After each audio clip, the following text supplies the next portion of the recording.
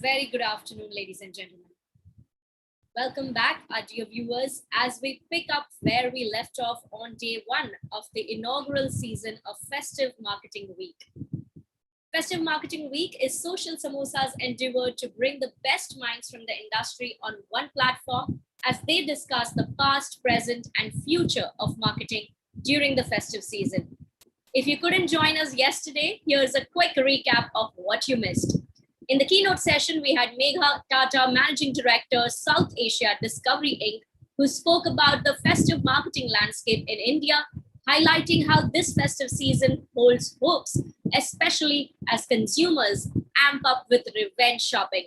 The day also saw a panel discussion on building brand legacy through festive marketing with speakers such as Swami Mehra, Vice President Marketing, Tata Sky Broadband, Kiran Giradkar, Chief Marketing Officer, Nilons, Krishna Buddha, Senior Category Head at Parley, and the industry experts highlighted how to build legacy brands. You have to earn the consumer's trust, be relevant with the changing dynamics of the ecosystem, and constantly listen to the consumers, upgrading and bringing value to their lives.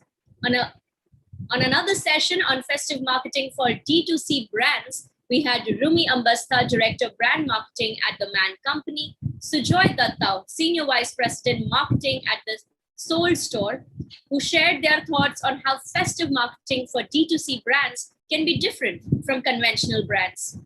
We also had Rushali Rastogi, Senior Account Manager at Alive Now Inc., who shared with us and the audience some amazing case studies on how AR, VR, and AI have been adding a new layer to immersive marketing solutions for the festive season.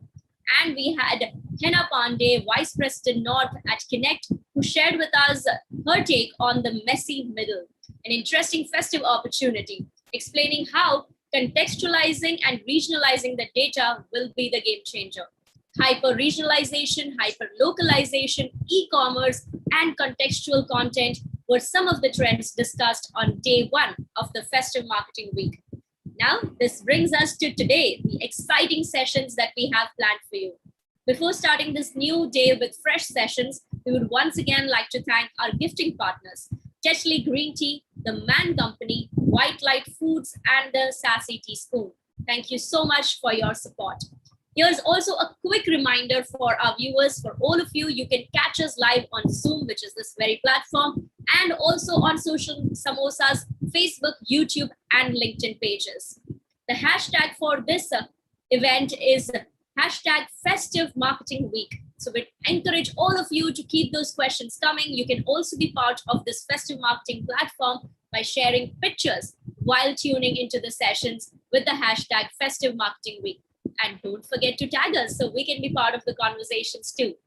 On day two of the Festive Marketing Week, we discussed various new facets of the subject. So without further ado, I would like to invite on stage our keynote speaker for today, Mr. Karthik Nagarajan, Chief Content Officer, Wavemaker India, and Head Branded Content, GroupM India, as he shares his thoughts on content as a cultural intervention. A very warm welcome to you, Karthik. Request you to please join us on screen by switching on your video and mic. Hello, welcome. We can see you now. Can you hear me okay? Yes. Awesome, great. Excellent. I'm ready when you are. Shall I begin? We can go ahead, Karthik. Great. Hey everyone. Firstly, wishing you a fantastic festive season over the next few weeks or starting today. And thanks to Social Samosa and all the sponsors of the event. Really looking forward to sort of sharing a few interesting ideas with you. It was Festive Marketing Week, so I thought it's a great opportunity for me to talk about one of my most favorite subjects, which is content as a cultural intervention, right? What we really mean by that is, the moment, and content is such an abstract word, isn't it? The moment we say content, some of us are thinking websites, some of us are thinking OTT, some of us are thinking entertainment, so on and so forth. But in content is all of this. But I think in its most primal avatar, I think content is a cultural intervention. Right now, this culture could be hip hop. This culture could be Deepavali. This culture could be a cause, that is dear to the brand or that is in line with what the brand stands for. On any of these, right? And I think at least as far as GroupM and Wavemaker is concerned, over the last many years, most of the time that we've spent has been an endeavor to understand different cultures so that we can make meaningful interventions in them. Right.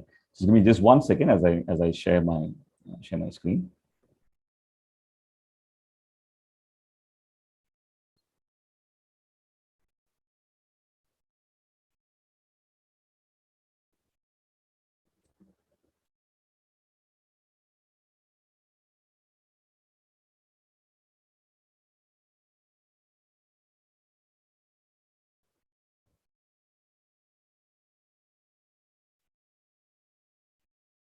So sorry about this, just having a slight bit of a challenge in this.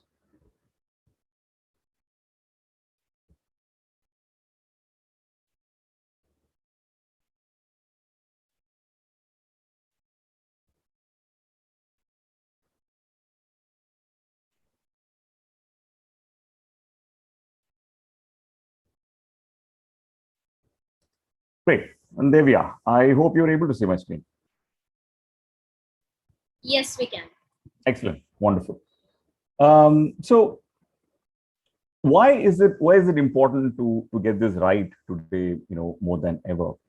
I think there are a few very, very critical reasons for this, right? One is it's very true even in a pre-pandemic world, but most certainly in a post-pandemic world, people really, really don't have the time for BS, right? So either we land it bang in the middle, or people are going to call us out, isn't it? So that is something that we've sort of observed many times, over the last few days and months and weeks, right? The other thing is that the generation that we're talking about, we can call it a Gen Z, we can call it, the youth, whatever we want to call it. But one thing is for sure is that they have a very, very high cultural quotient, right? What do I mean by a cultural quotient? We all know what an intellectual quotient is. We all know what an emotional quotient is. But what do I really mean by a cultural quotient is someone who follows football today, right, knows football really well, right?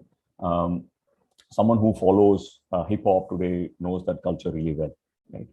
Even someone who follows our tradition today, they have deep access to knowledge of what the cultural nuance there is, right? So it is very, very difficult to fake it in with an audience like this, especially in the time that we are living in.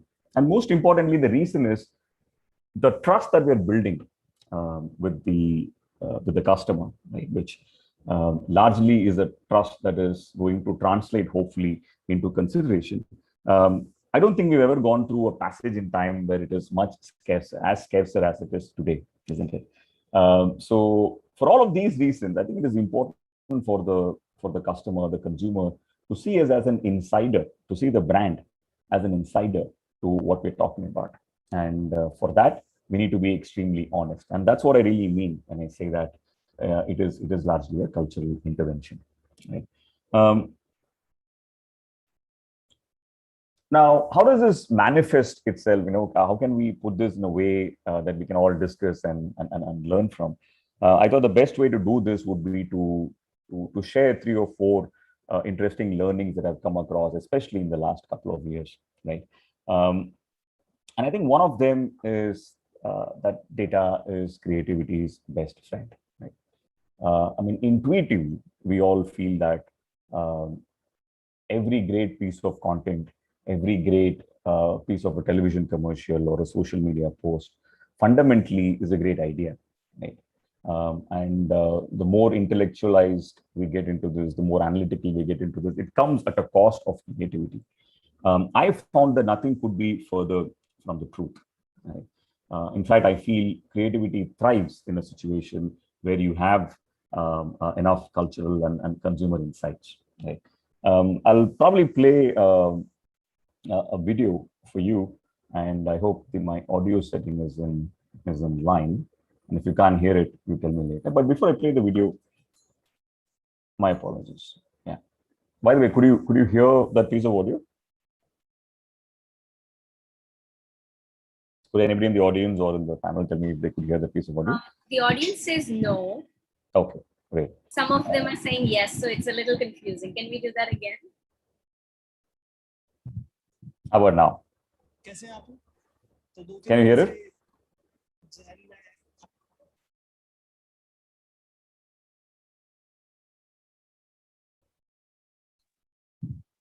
Yes, Karthik, we could hear it. The sound is a little low. Yeah, but we could hear Excellent. it. Okay. All right. Before we get into the video, what is the real shift that we're talking about, right? I think, if 10 years back you would ask me, how does this entire content cycle work? I would probably say that, hey, the idea comes first, and then we sort of go into what platform we want to bring the idea to life in. And then we realize, who the protagonist of the idea is, and that's how it goes. And that's how today it even works in a television commercial setting, isn't it? But I think when it comes to digital, especially, there's a huge shift. Right? Today, we want to understand who we are talking to. What is the cultural truth of that? Who is the audience? What is the platform in which this piece of content is going to reside? And probably the idea cycle sort of begins after that, right? And I think that is a big shift. And the other big shift is also that, 3 years, 4 years back, if someone had asked me, okay, how do you normally go about choosing an influencer or a creator for a particular sort of content? And I would probably say that, hey, listen, you could intuitively tell these things, right? I know that if it is tech, I know it has to be this person. I know if it is sports, it has to be this person, right? But today we need not leave it to intuition, right? And intuition, often as it is brilliant, also could fail us miserably, right? Today you have the sort of data available to you to sort of make these decisions in an educated manner. So at this point, I'll play the video maybe for about 10-20 seconds. I think most of you might have probably already seen this, and then I'll talk to you about how this came about. कैसे हैं आप लोग? तो 2-3 दिन से कुछ जहन में था तो सोचा आप लोगों से बांट लूं। कहा है कि ऐसे बुरे फंसे हैं कि नानी याद आ गई, ऐसे बुरे फंसे कि नानी याद आ गई, मम्मी तेरी मम्मी की सारी कहानियां, अब देखना पराए शहर में बैठकर बस सांस लिए जा रहे, मम्मी यार तेरे खाने के सपने आजकल दिन रात आ गए, अब खुद से बनाना पड़ता है ना, तो सोचता हूँ कि 2 मिनट आती हूँ बोलकर किचन में ऐसा क्या क्यों ना करने जाती थी, मसाले थे, घी की खुशबू थी, ये तेरे हाथों का जादू,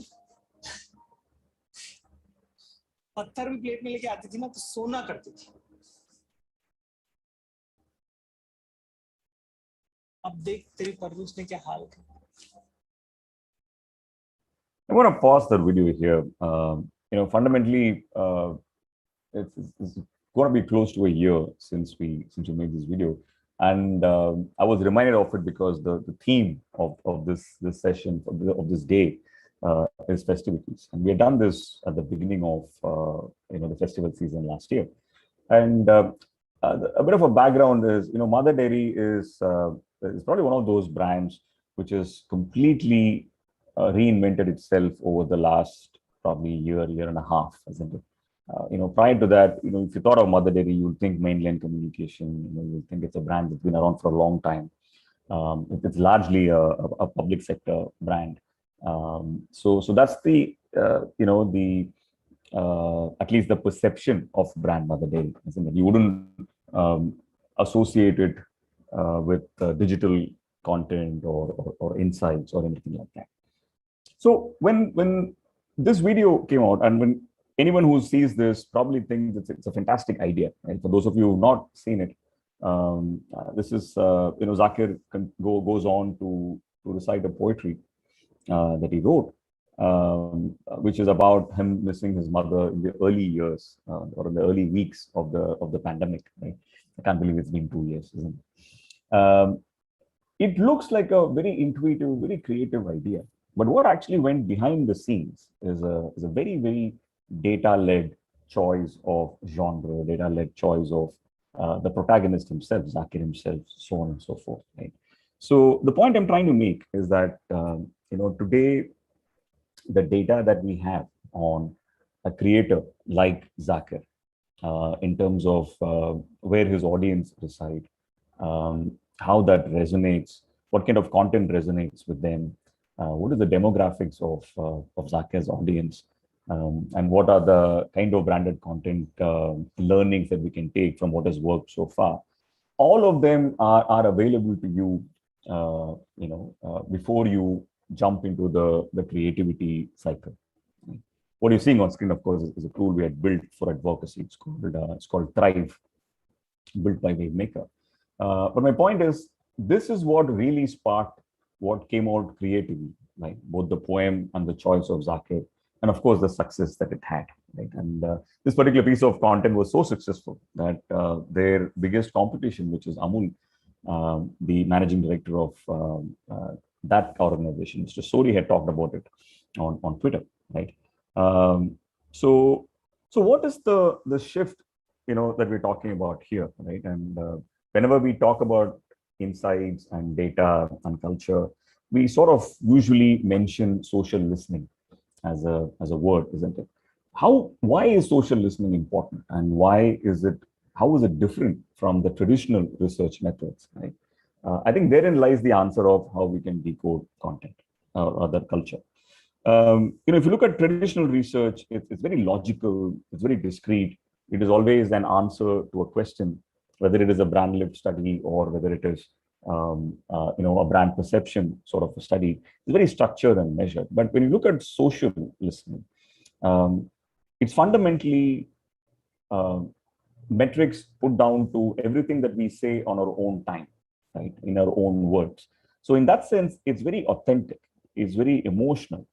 And most importantly, it is unprompted, right? Which is why, I'm fundamentally a researcher, and which is why I value social listening data as much more finer data than what I normally get from traditional data. Right? In an ideal marriage, you would want to use both, right? Because one thing that social listening is that it's not necessarily representative, because it's not sample based, right? You can't say that just because 10 people said this, all of Delhi feels in a certain way. But you can take a lot of trend level data from social listening. Okay? So that is the first thing that I've learned, right? And probably the most important thing I've learned in these last 2 years. The other thing, and I've been spending a lot of time thinking about this, and it was amazing to see that in 2020 and then the first half of 2021, the people who really entertained us were not necessarily the big Bollywood stars or the big sports people or the big musicians of this country. They were actually individual creators, right? It is through their creativity, without any resources available to them, honestly, that saw many of us through the pandemic, isn't it? If it was not for the Irshad Mukates and the Danish Saits of the world, the pandemic would have been much, much more depressing, as I'm sure most of you will agree. But this also brings to, and which is why I'm calling this learning as what we're really going through is a creator economy, and which is very, very different from the influencer economy that we're talking about, right? But this also brings forward another big trend, right? The trend is today, the reason for us to join a platform is not what it was 5-6 years back. Right? 5-6 years back, you would join Instagram because your friends were there. You join Facebook because your friends and family, your colleagues were there. You join Snap because your buddies were there. Right? Today it is not that. Today it is the experience on different platforms. Right? Whether it is a Moj, or whether it is a Reposo, or whether it is KitKat elsewhere in the TikTok elsewhere in the world. The reason for us to join a platform is more about the creators who are there, is more about the content and the experience that is there.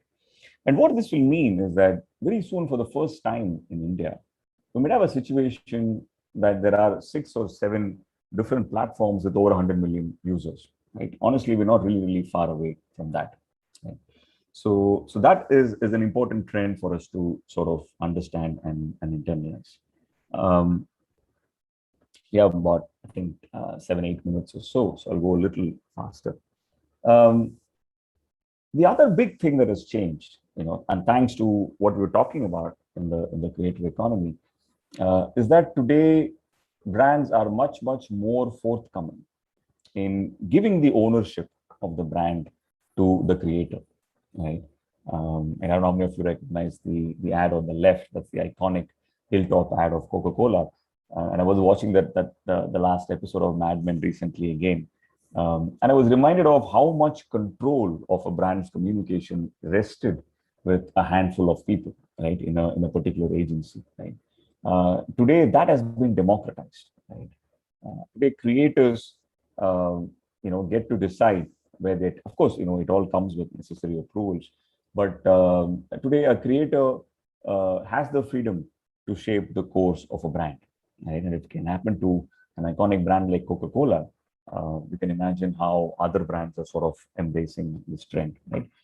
It seems something that is fairly obvious to us, but if you look at the history of marketing and the way this ownership has been given, right, decade after decade, I think it's a tectonic shift. The third and the penultimate point is also the fact that this was anyway something that was happening, given the world that we live in, and given the discourse or the lack of it on things like climate change or things like human rights, etc. This has been hastened by the pandemic, I would say. It was anyways it was set in that motion. Things were loaded in that direction. But today it has been much more hastened. Right? The other day, I was speaking to a creator, an influencer, and the person was very clear that she would not touch a brand, irrespective of what's in it for her monetarily. Right? She would not touch a brand. She would not work with a brand which doesn't agree to a certain definition of being good to the environment and the world around us. Right? And today there are many creators like that, and there are multiple surveys that tells us that, especially if you look at the Gen Z audience, people who, rather brands who, commit themselves to a certain larger good. Right? It could be about the environment, it could be about rights, it could be about an equal opportunity, whatever it is. They tend to be preferred by this generation of consumers, isn't it? So empathy and being woke is sexier than it ever was in the marketing world. But at the same time, this also brings us to another sort of a peril or something else that the brand should guard itself against, right? And that is doing this for a short while, doing this for a particular return. Right? I don't think consumers are totally awed by that, and they usually see through that, right? Which is why I feel that while empathy is sexy, what we're talking about as cosmetizing, right? Which is a term I recently heard when I was speaking to Pooja from the Glitch. Cosmetizing is, as we were discussing in that conversation, a brand trying to sound like something that it isn't, right? We've all seen a brand, which is for decades talked about something else. Suddenly, one fine Wednesday morning, wants to be the champion of the transgender agenda or the human rights agenda or the voter conscience agenda, right? And like I said, right at the beginning today, people have very little patience for BS, right? And if you're not honest and if you're faking it, people find a way of seeing through that. And that's a very important part of culture marketing, to come across as authentic, right? So to me, there are many examples of brands who live the cause. I think one brand that I'm truly a fan of, a campaign that I'm truly a fan of, is what Tata Tea does as Jagore. right? And those of you, who followed this world, you will realize that Jagore is something that started probably in the late 2000s, 2008 or 2009. And it has had many chapters, and every chapter has been different from the previous one. Right? The first one was more about voter conscience, and in what we did with them. And I'm very, very, very proud to be associated with this campaign right from its inception. And what we did for them in 2014, 2015 is a campaign called Power of 49 that brought forward, the representation of women as part of the voting politics, and why their issues and their rights should be tabled, right? And then, during the pandemic, and of course, since then, Jagore has taken many different hues. And during the pandemic, there is a fantastic campaign which is about helping the frontline workers. Another one, which is called Is Baar Badon Ke Liye Jagore, which is about making sure that the elderly, the senior citizens of this country are doing okay, during the lockdown, right? Now, when a brand like Tata Tea and Jagore does this, it sounds very, very authentic because they are living the cause, right? So talking of which, we often wonder, and this is the final point I wanted to make today, and then I'll be open for questions, if any. I think we all often are looking at what is a brand's purpose, right? How do we understand what a brand can stand for? Right? And this is a conversation, thankfully, and I'm very, very pleased by that we're having a lot with clients today. Right? I thought we could take a leaf out of the Ikigai book, which basically, in my opinion, starts with the rightmost circle here, right? Which is what the world needs today, right? And that is not very hard to be available, right? It's fairly data on what the world needs today is staring at in our faces, right? And then at the confluence of what the world needs and what the brand stands for is what we normally refer to as our corporate social responsibility, which is a very different animal to what cause marketing is. And at the confluence of what the brand stands for and what the product is actually uniquely good at is the positioning of the product, right? And at the confluence of what the product is uniquely good at and what can actually drive consideration. Because if you want to live the cause, there has to be in some way a sustainable marketing agenda to this as well, right?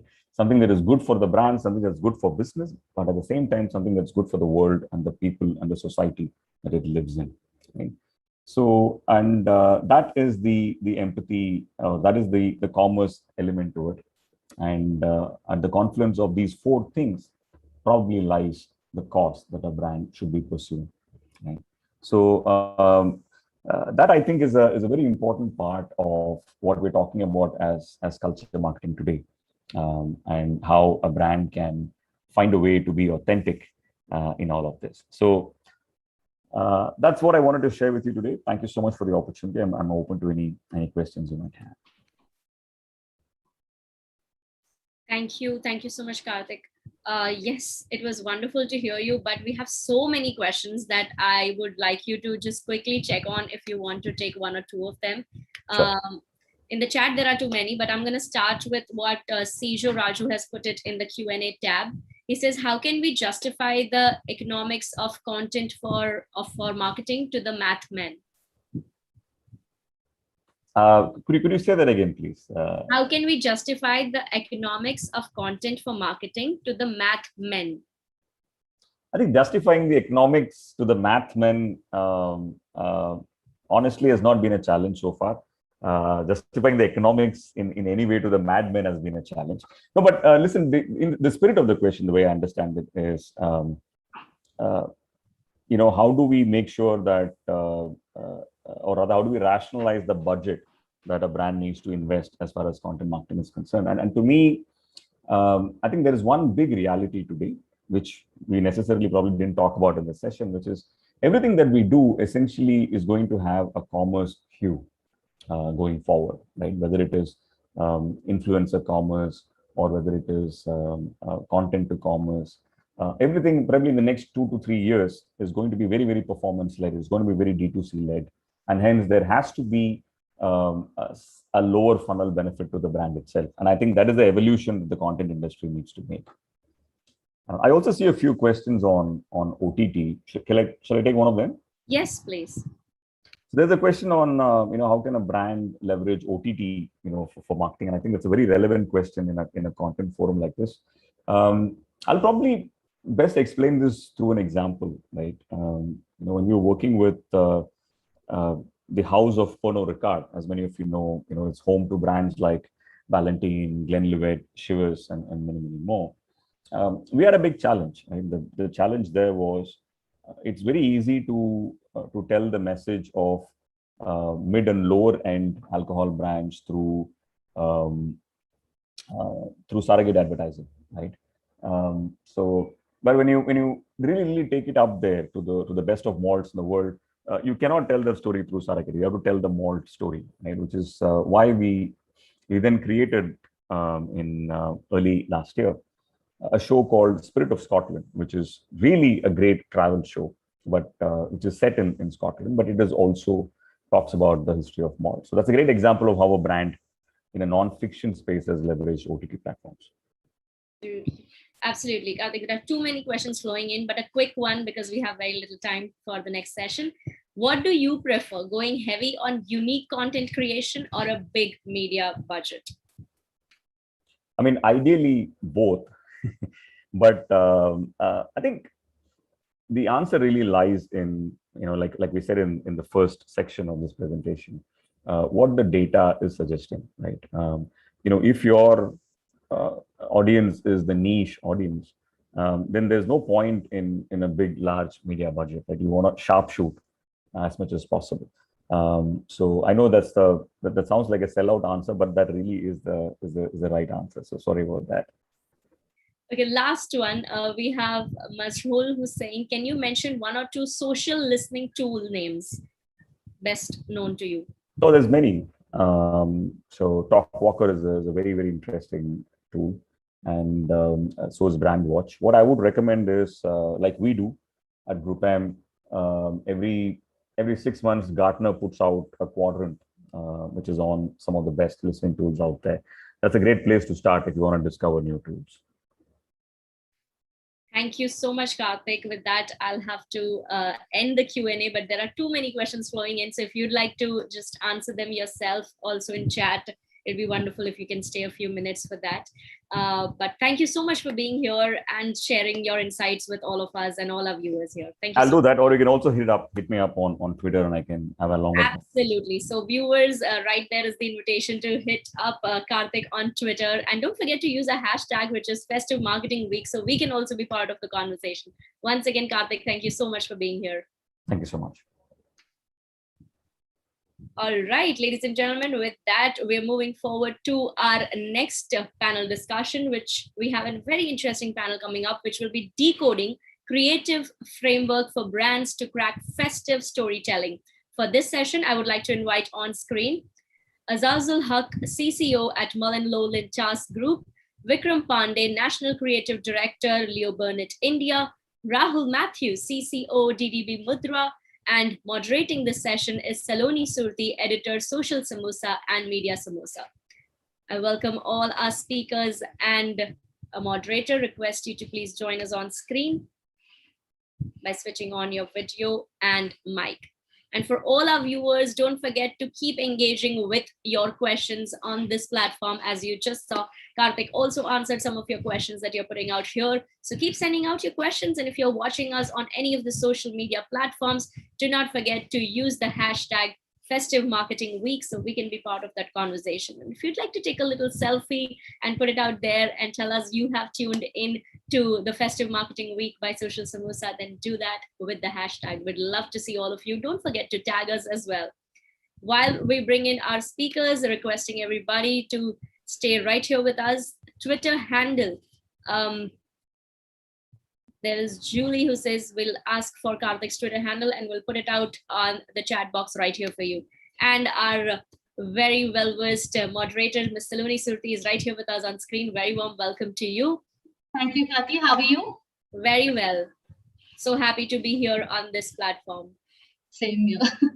Great. So, hi and everyone. Welcome once again to Social Samosa Presents Festive Marketing Week. Our speakers for the next session will be joining us shortly. In the meantime, if you have any questions for any of the speakers from yesterday or today, or any questions for Social Samosa, you can you can feel free to drop them here on Zoom or on our social media handles.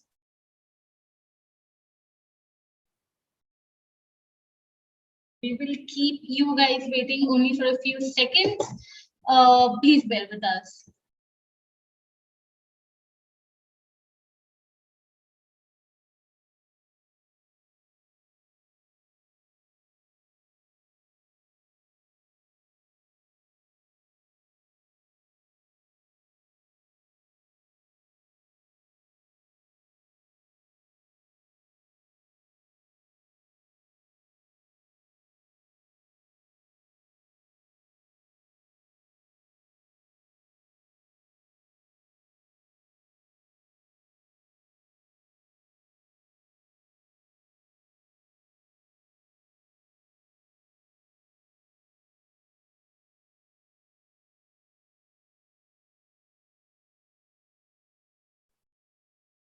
Thank you, Pushpo, for your question. There are a lot of ways in which we do social listening. One is obviously all these social media pages where we do keyword tracking, where we sort of keep a track of the keywords that are likely to become news items, that are likely to become trends, and we follow those hashtags very closely to see how certain brands or certain people are reacting to it. The whole idea is to sort of spot a moment or a trend and then just keep following it till you see or till you feel that it has the potential to becoming a bigger moment, right? But that is applicable to us as Social Samosa because our KRA of sorts is to report moment marketing for all you guys, right? But as a brand, the process of social listening will be very different. While you will keep on tracking keywords and moments and news that are relevant to your brand, you will have to be very careful and very picky in terms of the moments that you can choose or that you need to choose, right? For instance, it's like an IPL moment or like an Olympic moment or something that is happening in the world of entertainment. Is it relevant to your brand? That is completely, that is what it boils down to. Having said that, just follow hashtags and keep doing that. Follow news on Twitter, on social media, and other pages. I am also going to address Krishna. Krishna, my team is sharing an updated link with you for Azaz, and that should work. In the meantime, guys, please sending your questions to us.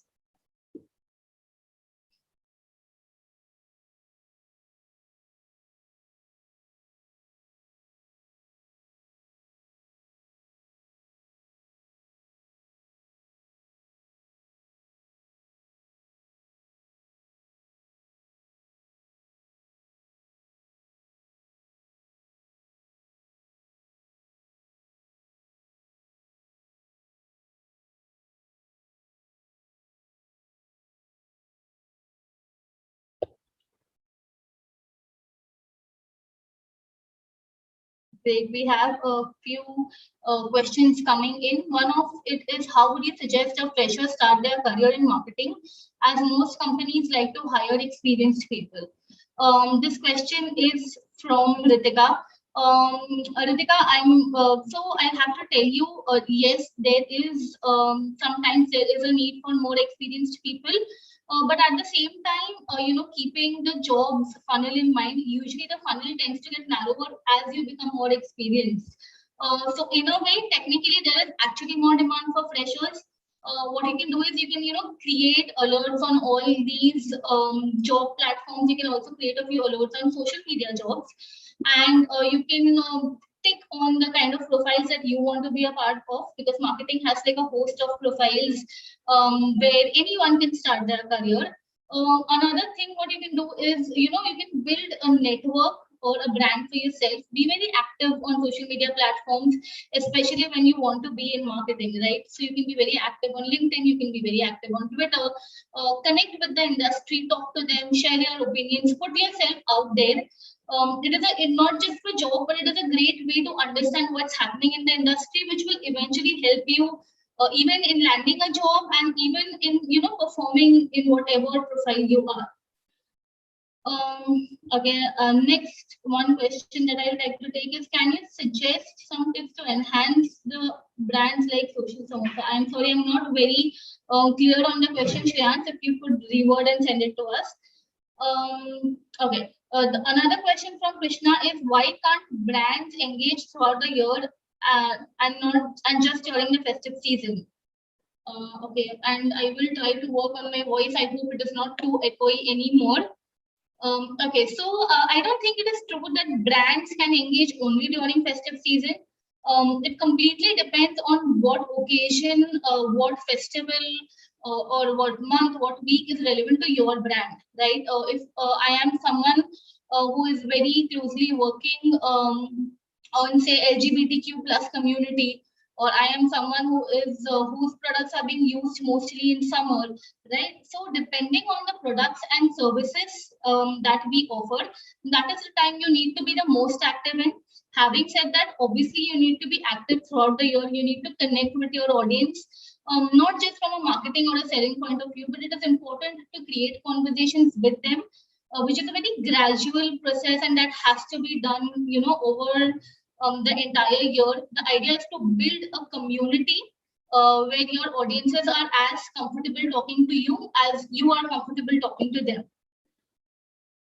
How to convince a client in one go? I'm really not the right person to answer that.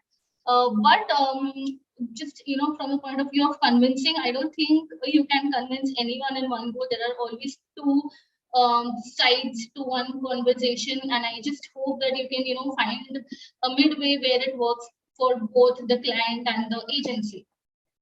Guys, I am going to take a minute's break to figure out what's happening with our speakers, and we will keep you posted.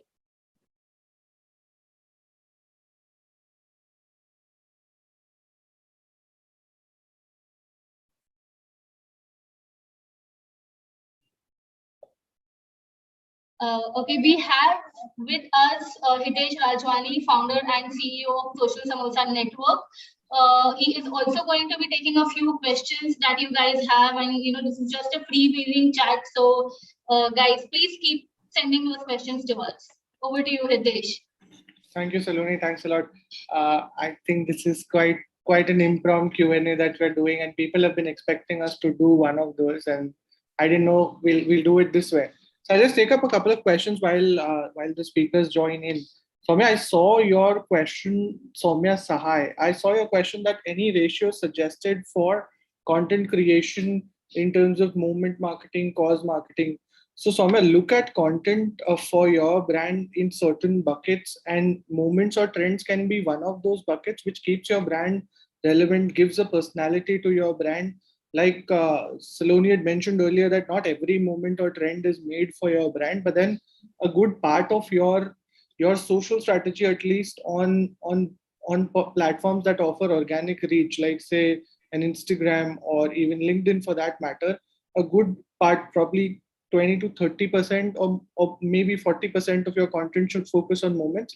But that said, the other 60% you should definitely look at unique content, and that unique content can be topics or themes which are very, very close to your audience. So the other day I was inducting an intern at Social Samosa social media team, and she was talking why is it that Social Samosa is so heavy on agency life on Instagram? What is the reason behind that? And I said that for us on Instagram, probably people are not there to just gain insights from us. On Instagram, they come to entertain themselves rather than educating themselves. So rather than putting out like heavy case studies on them, which are already there on our website and on LinkedIn as well, we would like to share the other half of their life wherein they are either struggling for approvals from clients, like one of you said that hard to get that approval in one go. That is a classic agency life situation. Or even say during this festive time right now, there are people who are looking for approvals on the Dussehra creatives, or they're really looking forward to the long weekend. So that is one theme that we've sort of identified, that is one thing which is very, very relevant, or which is very relatable to the lives of our audience, and that is why we focus a good chunk of our content towards that. So you look at your audience cohorts, look at what their life goes like, whether they are also the ones who go through Monday blues or who are looking for Monday motivation every start of the week, or they are the people who are really looking forward to a break in their work lives. So look at, like, study your audience cohorts and follow them across platforms. So if you want to create content for them on Instagram, see the kind of content they are sharing in the first place on Instagram. And basis those cohorts, you will identify more content buckets. But yeah, like, we would recommend that moment should be a good part of what you do, but there has to be a good mix of unique content in your mix. Aris is asking, what is the minimum gap you should keep between two long campaigns? So Aris, there's no common, like a standard answer to that. It's just about having, like, understanding whether your campaign is sustainable for that long time frame, whether that first campaign that you did is doing well for you and you could probably extend it, or at the same time you think that, okay, the shelf life or the value of this campaign or this messaging is over, you can always start another one. So there's no common answer to it. It all depends on how that campaign is performing for you and what objectives are they achieving. Essentials to be covered in creative design. This probably should be my last someone from our design team to answer. How to increase followers for a newly established niche brand. So Priya, like I said, I mean, you start creating content, set that base first. Once you're sure that this content that you're creating is good enough for your audience, you can start working on the distribution part of it. So distribution, like in our past communication as Social Samosa, and even if you follow me across Twitter or LinkedIn, you would see that I've been vocal about why distribution is underrated. A good chunk of our time we spend on creating content for our feeds, but we don't really invest as much time and efforts in distribution. So when I say distribution, it's not just about paid media, it's about finding communities or finding places where that content would work.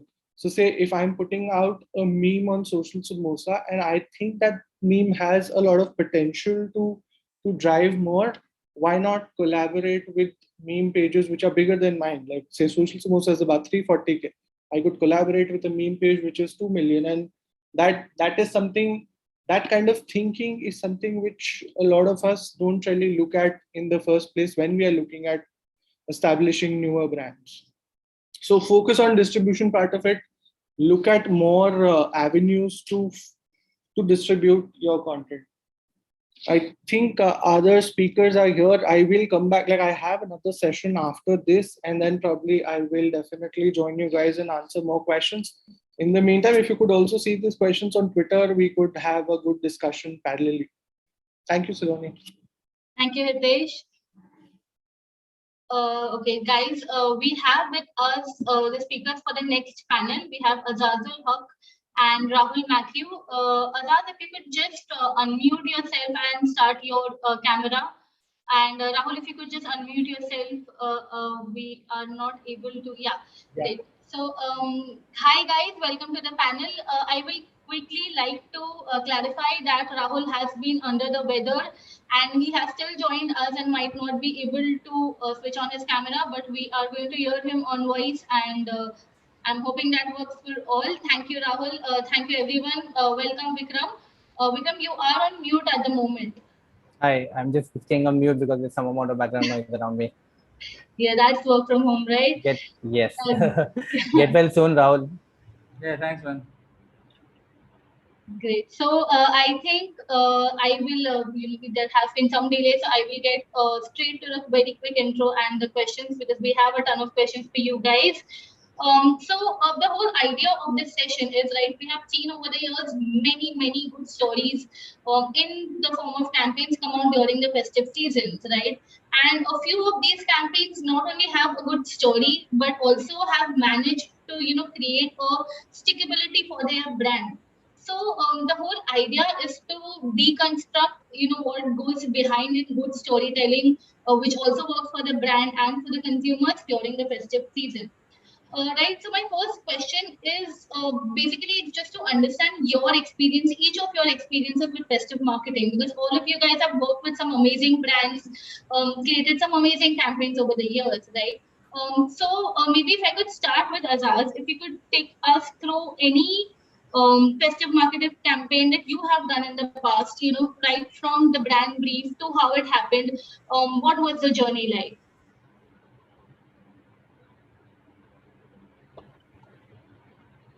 No, Azaz, you're not audible.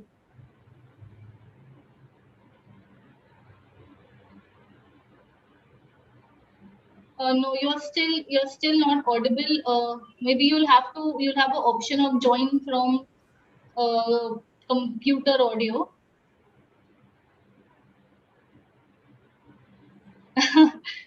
Okay.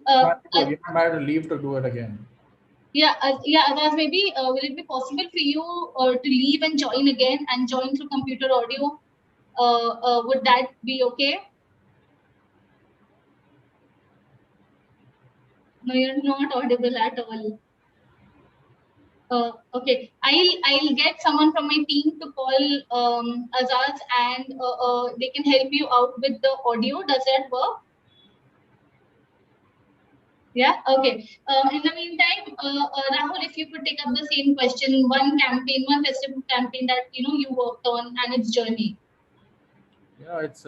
I think by the time we'll be done with our careers, we'll have celebrated Diwali so many times in one season with every brand. It is a little tough to pick up a bit, but I think the brand on which we probably did that the most is Big Bazaar, because and it's very important for the brand to be a part of the the cultural fabric, because, and I think that is the bit. Why do we do fest? Why do certain brands have, or rather, why do you own festivals? Is because it has an impact on the business in some form. And for Big Bazaar, it's a direct consumption occasion as well. So, but it's always tricky when we do work for festive season, because सब पटाखे एक साथ फोड़ते हैं ना TV पे, तो उसके बाद आपका आपका रॉकेट किन को दिखता है, is the question after that. So I think the interesting one we did was I think it's about, I can't remember, it's quite a few years back.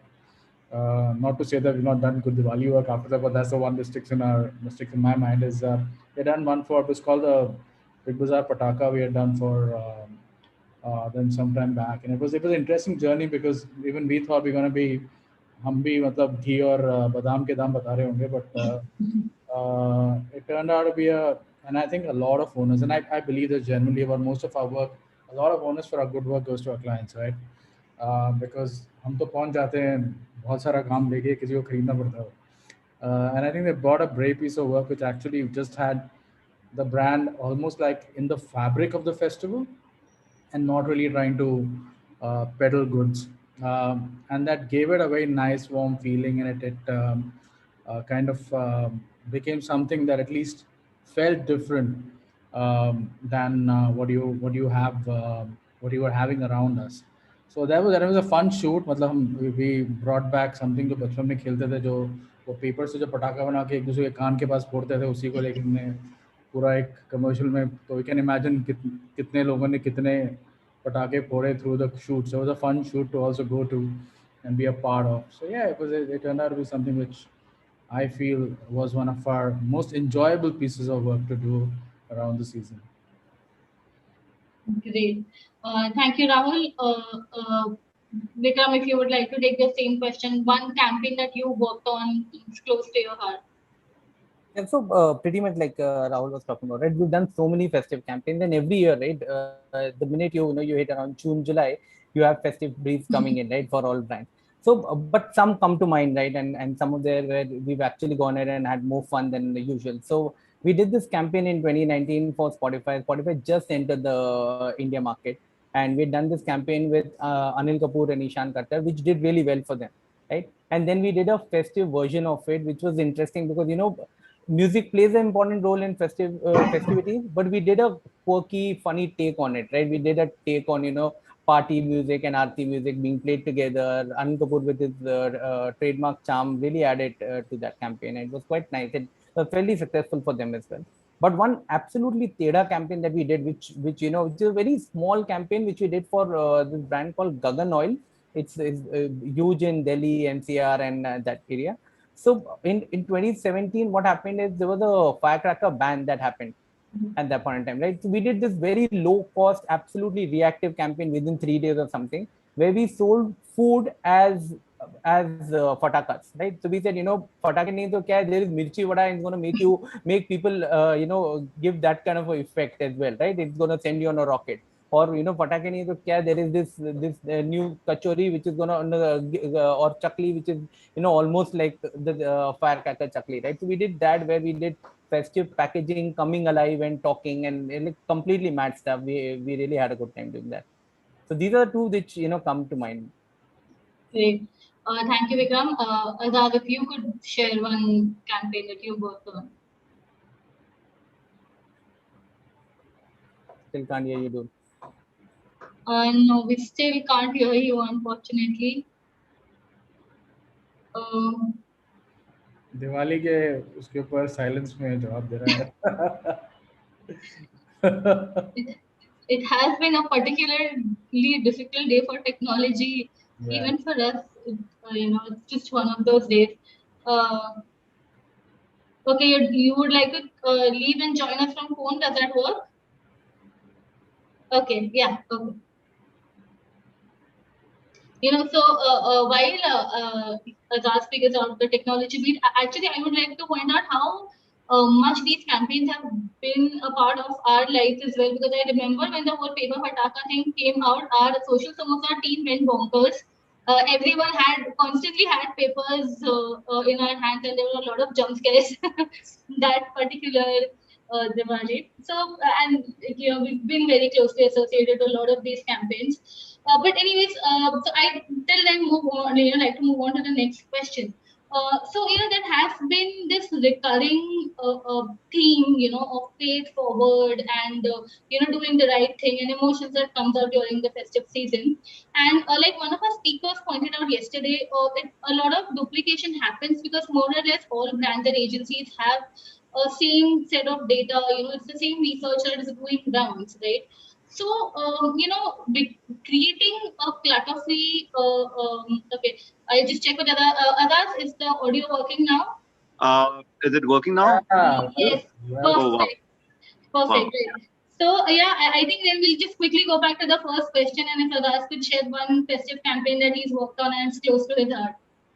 Sure. So, I see I've been a part of like the biggest the battle that happens during festivals, which was between all the e-marts with the Flipkart versus Amazon. So the Great Indian Festival, I did 4 years.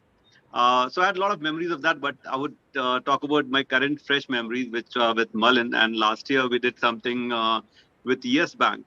So it was very interesting because you'd always been doing campaigns for the sellers, and it's a sellers festival campaign because right from they're all sellers, but it's about it, like the brands that are wanting you to spend and luring you through different deals, and everything is like bursting crackers and all that. It was from the other way, because Yes Bank is about funding. So it was all about the bank that talked about that never stop yourself.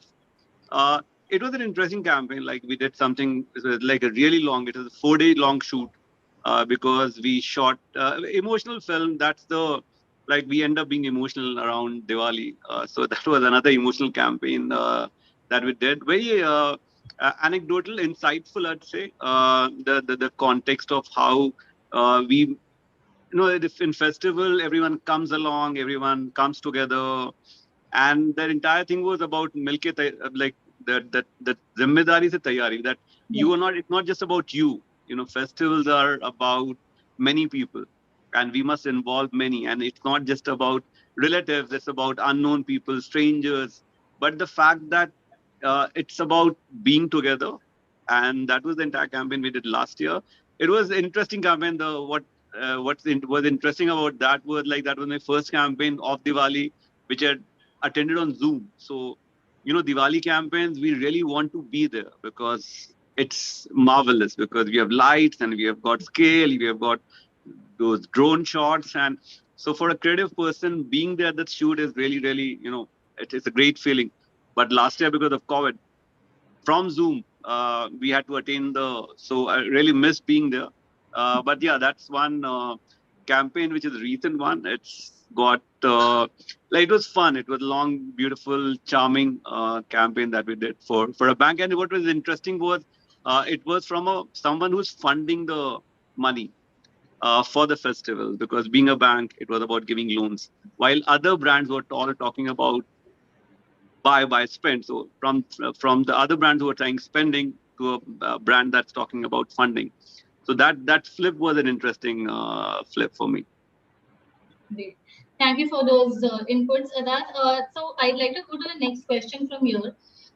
Taking cue from what you guys said. So that we have seen some amazing campaigns in the last few years, but paying it forward and emotions, and a few other common themes have emerged, right? And because someone pointed it out in one of our sessions yesterday, where one of our speakers said that it is, it usually happens because most agencies and brands have access to the same kind of consumer data, right? So it becomes very difficult to sort of create a differentiation or, to bring like a clutter breaking campaign. So from a storytelling perspective, how can this be achieved? How can you add more context and differentiation? Yeah. Is this better? Better now. Yeah. So in a nutshell, the question is, from a storytelling point of view, how can you add more context and differentiation? If we could start with Rahul on this one. But I think in any project, we should always ask, why are we saying this, before we decide what are we going to say. Yeah. I think if the answer is because यार कुछ बोलना चाहिए, तो शायद नहीं बोलना चाहिए. And I think that's where the differentiation starts becoming lesser and lesser when people are saying it because they feel the pressure that hey, Diwali ka time कुछ तो बोलना चाहिए. And then the same, because then we all start digging into the same little bag of tropes, and there aren't too many of them. इसीलिए मतलब सही वही भाईचारा, वही smiley faces and inviting your neighbors and helping those less privileged starts becoming the narrative, and it becomes almost like wallpaper, right?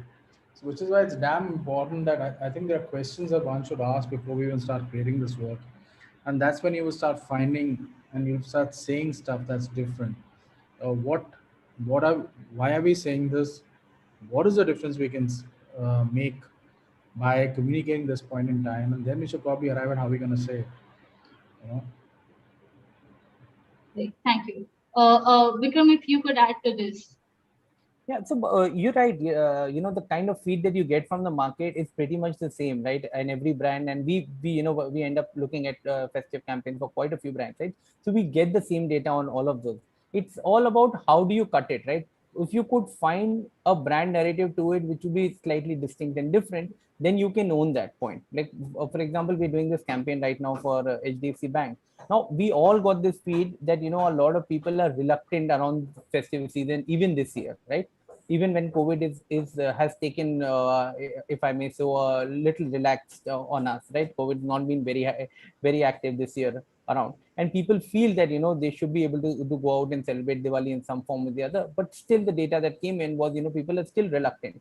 Now, for HDFC Bank, instead of going and doing out there campaign of 20% off or cashback or any of those, we've taken a completely different turn. We've said go ahead and celebrate Diwali, and there's a reason for it, right? When you celebrate the festivals or Diwali, right, it feeds the economy, it fuels the economy, right? It's almost like a wheel, right? And the minute you start spending or buying or going ahead and doing that, it all comes back to you, right? And that's the execution, right? The whole campaign is Tehwar Manao, Tehwar Badhao, right? And it's all about when you do something, it goes on, it travels, and as it travels, it could almost circle back to you, right? And it's a very interesting take, very different for this season this year, right? It's quite valid for this year, in my opinion.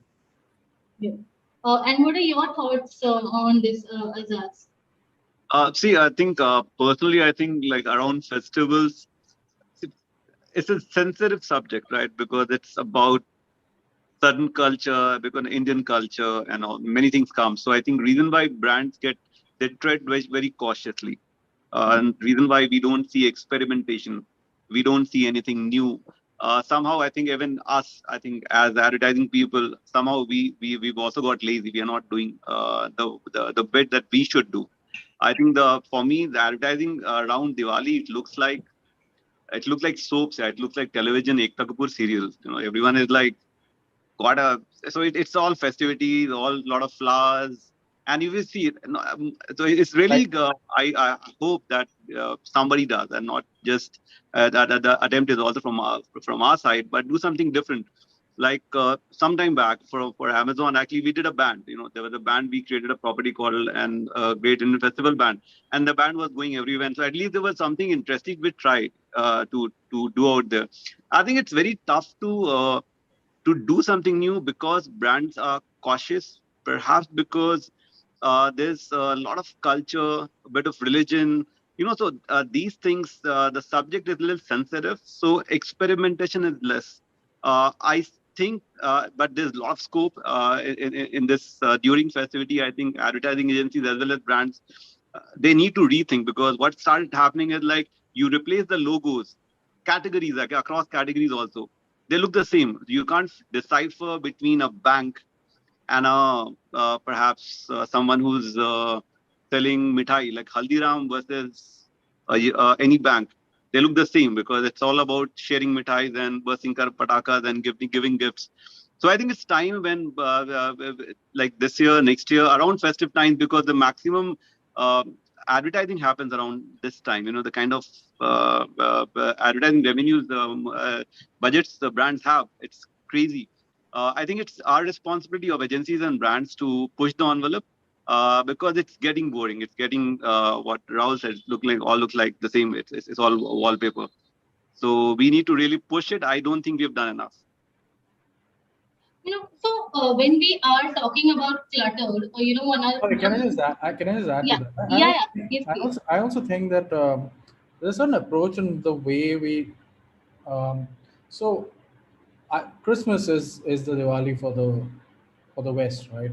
That's a big occasion, and it may be because we live in a country where there are so many big occasions that everything starts getting very diluted. Like we handle John Lewis out of Adam and Eve, London. That's the one thing they work on for the whole year. So also the effort that goes into it, the amount of rounds of thinking that goes into it, and the pressure to keep beating it every year on year. It with time, with the amount of production, how do you make it distinctive? I think those all things help make it better. I mean, we all know what chaos is Diwali. मतलब bum पहले कहीं और पड़ते हैं before it bursts for the festival. We are all just sitting on these explosions happening all over and trying to just get the work out in time. And I feel that's also one more thing. Maybe how do you if it is really big for you, how do you prioritize it as something you build towards, and not just try and put something out of the door, those are all ways in which we can probably look at making this not get lost in a sea of sameness. Yeah, this brings me to my next question. When we are talking about clutter and sameness, right? One of the major reasons that a lot of our readers and viewers have said that their campaigns don't work is attention span. Right, but at the same time, we have seen campaigns like More Together by Facebook last year, which was like a easily 7-minute long film, which worked really well. So, how do you think brands can create campaigns that are more, or not just campaigns, but content that is more stickable in nature? Like Vikram, if we could start with you on this one. Yeah, so the Facebook example is quite an irony in itself, right? If you talk to any Facebook marketer today, he'll tell you that you must do 5 seconds, 8 seconds, 15 seconds. After that, nobody is watching your ad, but they do 3-minute ads, right? And it's quite funny to see that. But 8 minutes, not 3 minutes, 8 minutes. 8-minute ads, right? Average. So it is about the content, right? If you find a story which is compelling enough, interesting enough, right? I don't think so. Also, the duration really matters. People will watch it. And Facebook ad is an example of the same thing, or so many other stuff, right? The Google reunion ad, which was done long back, right? It was a longish ad, but everyone sat and watched every frame of it because it was emotionally so charged. It's if you find a story around festival which will be like that, of course, no, I don't think so. it is about the format itself, right? I think we need to find stories, and that should be okay. And maybe the story dictates the format, right? Like the example I was giving you, right? When we did reactive to firecracker ban, and we had to churn out the campaign within 48 hours or so, there was just simple 10-second of packaging, so firecracker packaging talking. It was vertical videos. It was only meant for social. It never went on TV or any other place, right? So I think it's the idea, if it and then it will dictate the format. I'm guessing that's how it needs to be for Festive as well. Yeah, that does make sense. If I were to extend that question to you, Azaz, how do you think, like, in terms of tips or in terms of things that agencies and brands can emulate? Do you have any tips on how they can find such stories or the kind of insights they should look for that would lead into content that is stickable? So it's an interesting idea. I think it's a lot for agencies. I think we all getting lazy. I think creatives are getting lazier every passing day. I think we are not curious enough. We are not hungry enough. We are becoming more and more marketeers in ahead. So the creative side, the creatives they're not creative anymore. They've become. You will talk to a creative. I started talking like a suit now. I talk like one planner. I think it's time the creatives become creatives. The like. You have to find stories. You have to look out, and you need not the job of a creative person is not to sell a product. It is, but your job is to tell a damn interesting story, and through that sell a product. It's not like you have to sell a product but I think of late, most of the creative people, we have taken the entire responsibility on the shoulder that we have to sell the product. I think that we need to perhaps forget. That's where and that's where we have started understanding the client little too much. We never understood the clients ever. Like I never understood the client, or what the clients understood me because I was the off guy. I was the crazy one. I think so we need to be crazy again. I think we've lost the mad streak. The mad men, mad women are gone. I think we'll have to get back to that and reason, and then only we can find stories which are fresh. And right now, if you see across brands, storytelling, there's a bit of sameness. Everyone is wanting to be emotional. Everyone is wanting to do a tearjerker or use a cause. Somebody's got cut in hand, somebody's got a cut hand. Somebody's got some ailments, and so everything is same. But there were days in advertising when I think I got inspired by that. When when there was claymation happening at one hand, when there was MP tourism happening at one hand, when there was montages happening, when there was long format happening. So I think it's time we need to see especially the creative fraternity of advertising, that we are storytellers first, and then we are the ones to sell the product. I think we've got too serious about selling products off late. So reason why there's a bit of sameness, because there's only one you can sell a product. And I think the entire off late advertising is only selling product. Nobody's really telling stories anymore. So that's my point of view. That does help. And extending the same question to Rahul. Rahul, if you could narrate a little bit, even from your personal experience also, if stickability has been an issue in any of the campaigns you've worked on in the past, and how you sort of overcame it. So I'm going to first start with the whole Facebook thing. I think Facebook's rule is when you have nothing interesting to say it in 15 seconds. I think the pressure we should put on ourselves is how do we become more interesting. The reason why, and exactly what we spoke about, there's a Google ad. I love the MP tourism ad. I watched every frame of it because it's so engaging, and it really just keeps you there. And I think that's exactly what. I'm not seeing anyone forwarding, sharing things even from the West, where you're supposed to be at another level of low attention, low IQ, all those things put together. But it's still none of those pieces of content are anything less than 3-4 minutes.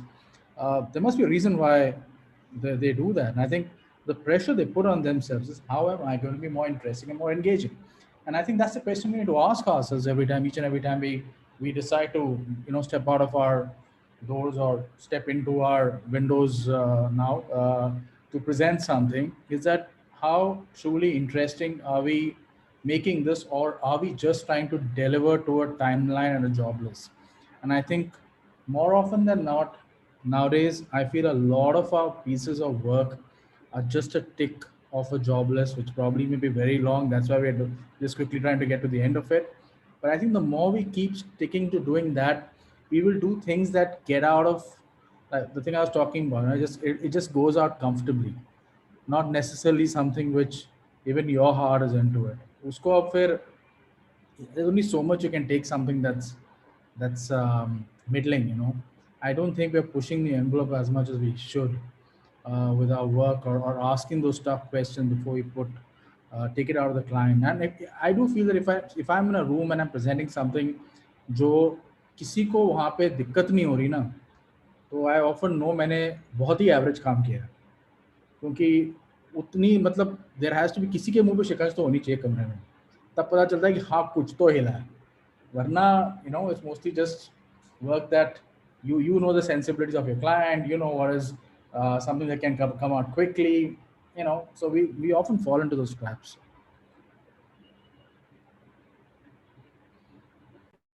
It definitely helps. And again, another extension of this question in terms of the content and context that we're talking about, a few questions on the chat section have been about the sensitivity of stories that campaigns bring forth. Like in the last few years, we have seen a few brands that have fallen prey to the uber sensitive socio-political environment, and faced flack necessary or unnecessary on social media. So a few of our questions are on these lines. I just like to combine all of these into one, and think it is worth taking that risk when you talk about issues that can be perceived as sensitive. And if you do, then how does this issue or the cause or how people will react to a campaign, should it, or how much should it impact the entire campaign creating process? If we could start with you, Azaz, on this. Yeah, so see, I think of late that advertising is taking the entire responsibility of changing the world, and it's taking it too seriously. We were about making interesting engagements with people, consumers, viewers, and to convey a brand idea about how to make and there are multiple ways of befriending a customer, a TG. You can be the friends of a TG in many ways.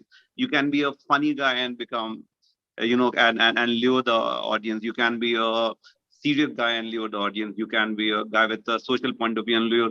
But what has happened off late is I think a lot of brands have this word called purpose, and this purpose has become like this is the new like a word which everyone is like wanting to have a brand purpose, and the brand purpose has to be about changing the world, etc.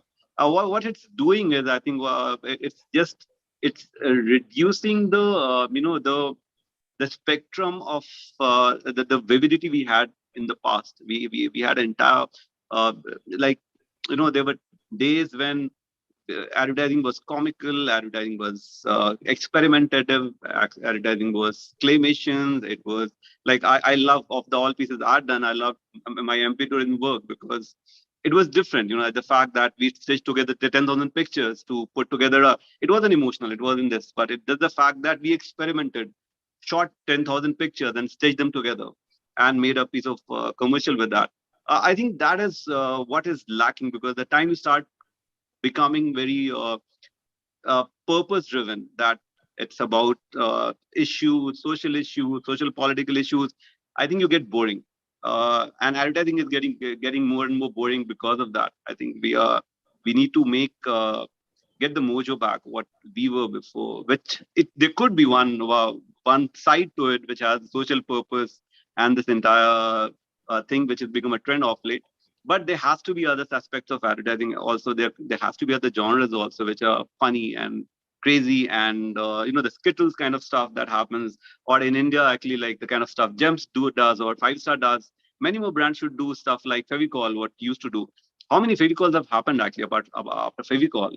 There's one Fevicol that we keep giving examples of. We've not been able to create another Fevicol. But if you look at emotional storytelling and the purpose-led storytelling, everyone is replicating that.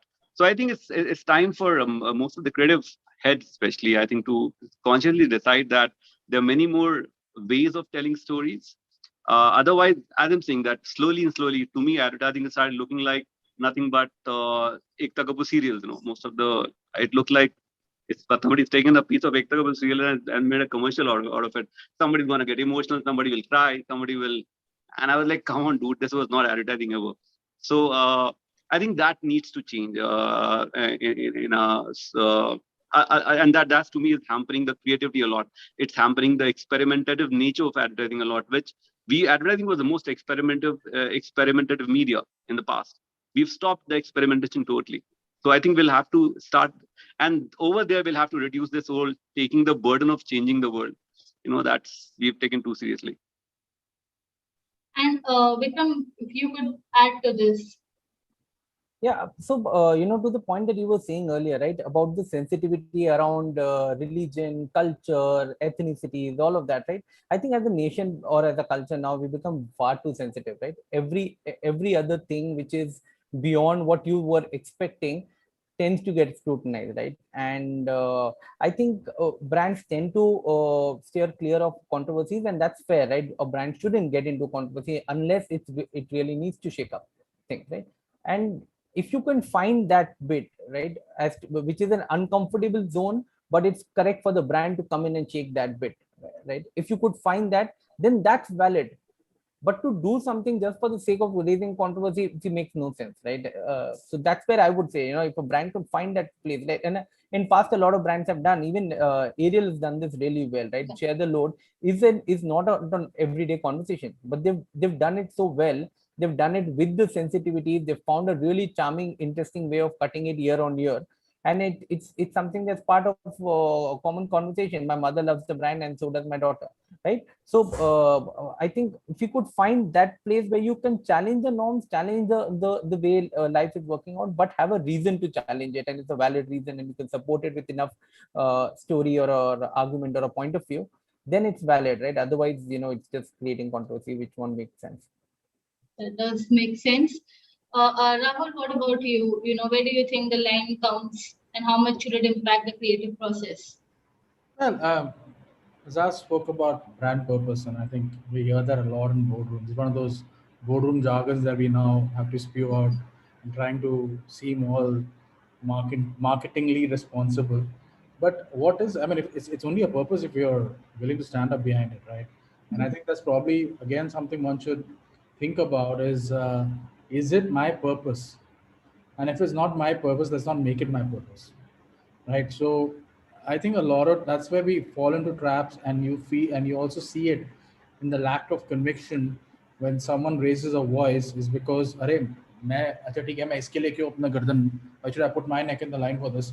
That just shows that it was never your purpose to start with.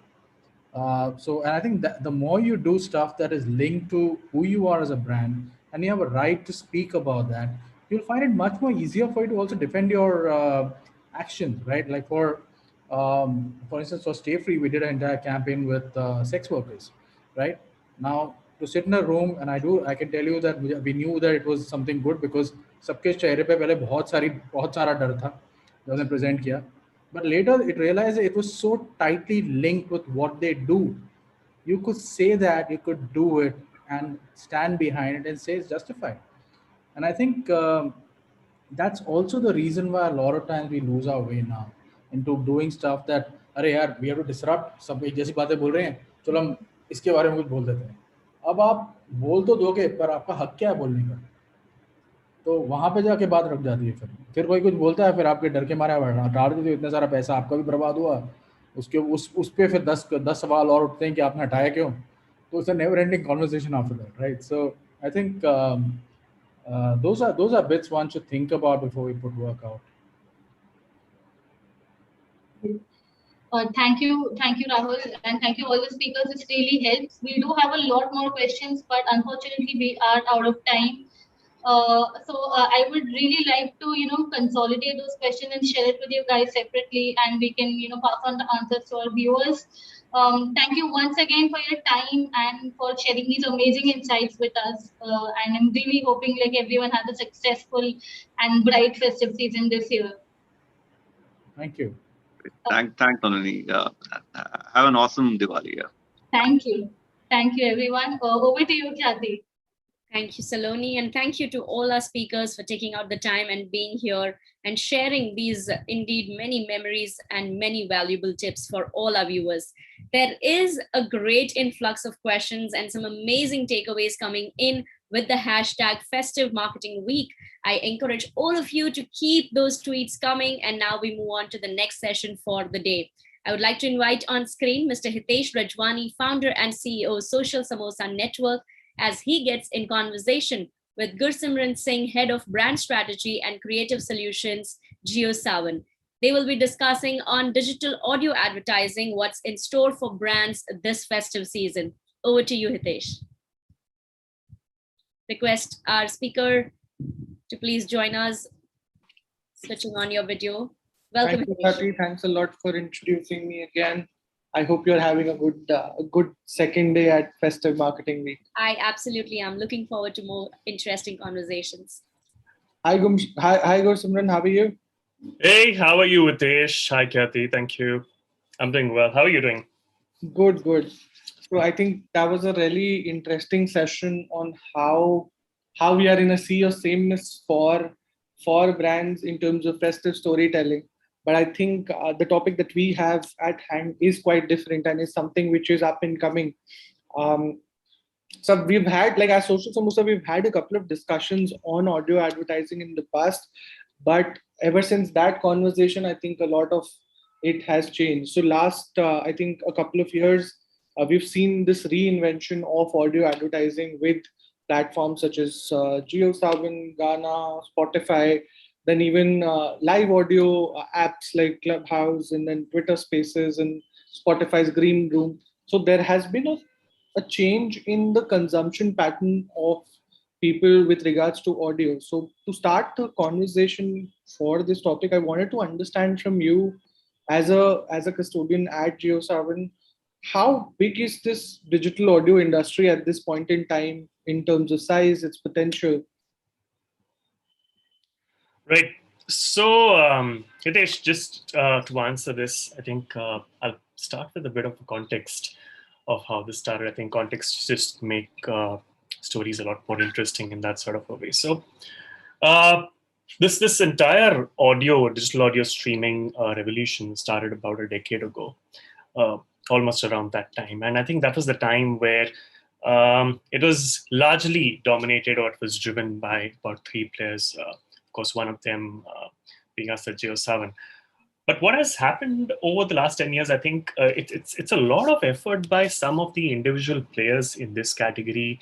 One, to sort of course, get newer users on their platforms, increase the time that users spend, and of course, into this, what feeds is the need to create content of different types, a lot more content catering to different tastes, so on and so forth, a lot of things. And I think over the course of time, what has happened is this number has grown bigger and bigger. And let's say if I was to put a number to it today, the digital audio streaming industry stands tall at about 200 million plus users.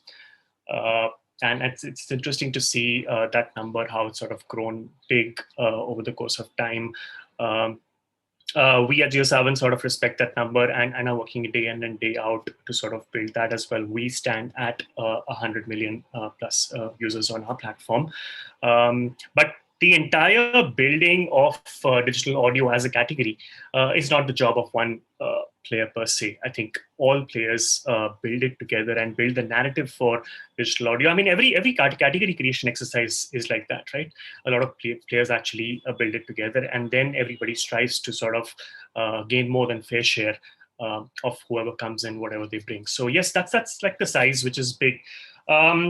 If I was to largely talk about the value at which it stands today, it stands at about 663 million USDs today, and it's growing at a CAGR of about 14.2%. And with this CAGR, if I was to sort of extrapolate this further by year 2025, we'll be soon crossing the $1 billion mark as an industry. So that's how big the industry is today, how it's sort of growing today, growing over the next few years to reach that sort of a place. But what's interesting, let me just sort of put a bit of perspective to it, is that the attention and of course the stature and the size that the industry has accumulated has been tremendous, at least in the last 1.5 years since the pandemic started.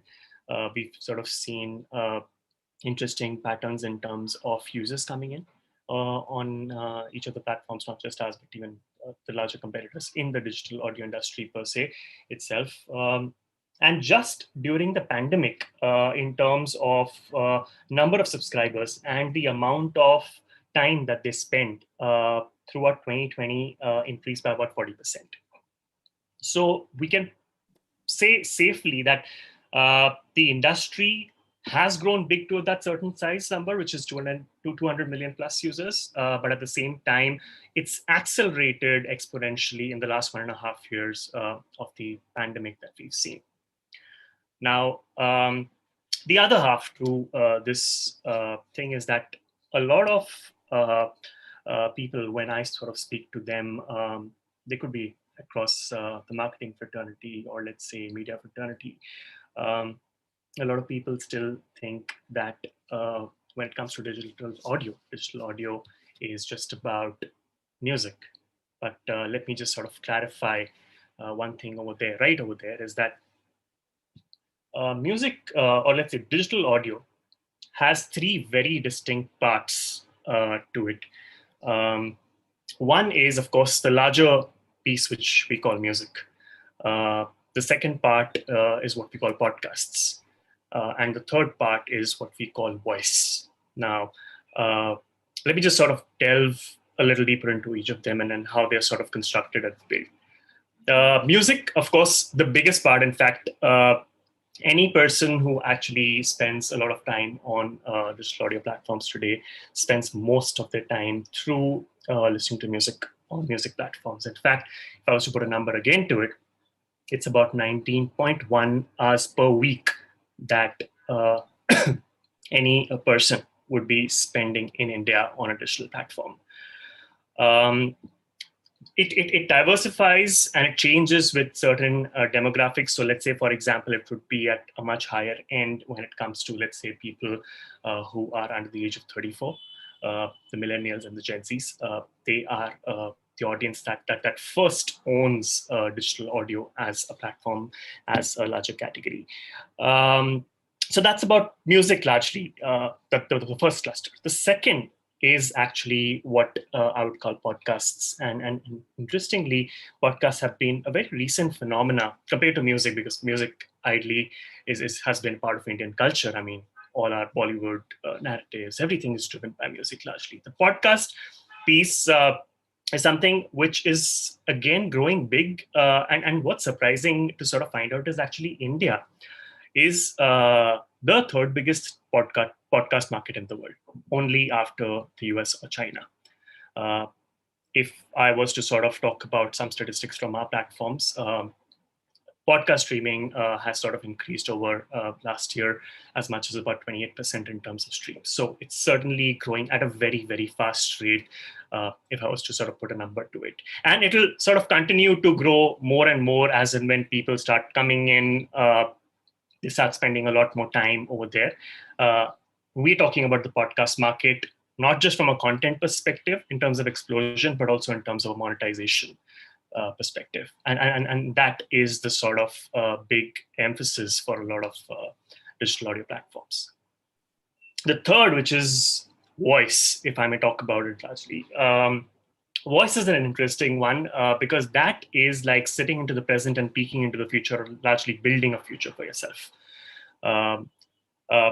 So what voice brings, interestingly, for an audio platform is that when you talk about ads, when you talk about any other form of communication, voice actually brings the whole principle of dialogue as a way to communicate between the listener and the brand. So it's real-time feedback. Let's say, for example, if you were to use voice ads. But at the same time, with these voice ads, what also comes into play is very hard performance metrics, if you were to talk about. So fire an ad, ask a person what does he want, yes, no comes the reply. You can actually shape the entire narrative and close the conversation with that person, and then see whether you want to actually re-engage with the user, or you want to remarket to the user, or you want to sort of close the loop over there. So voice brings a very interesting part. I mean, Google for no reason actually talks about 3 Vs, which is voice, vernacular, video, which are going to drive much of the engagement for all Indians across all platforms and media consumption and content consumption largely. So voice is the third pillar, which is great, especially given almost half of our population at this point of time is what I call a netizen community at this point of time.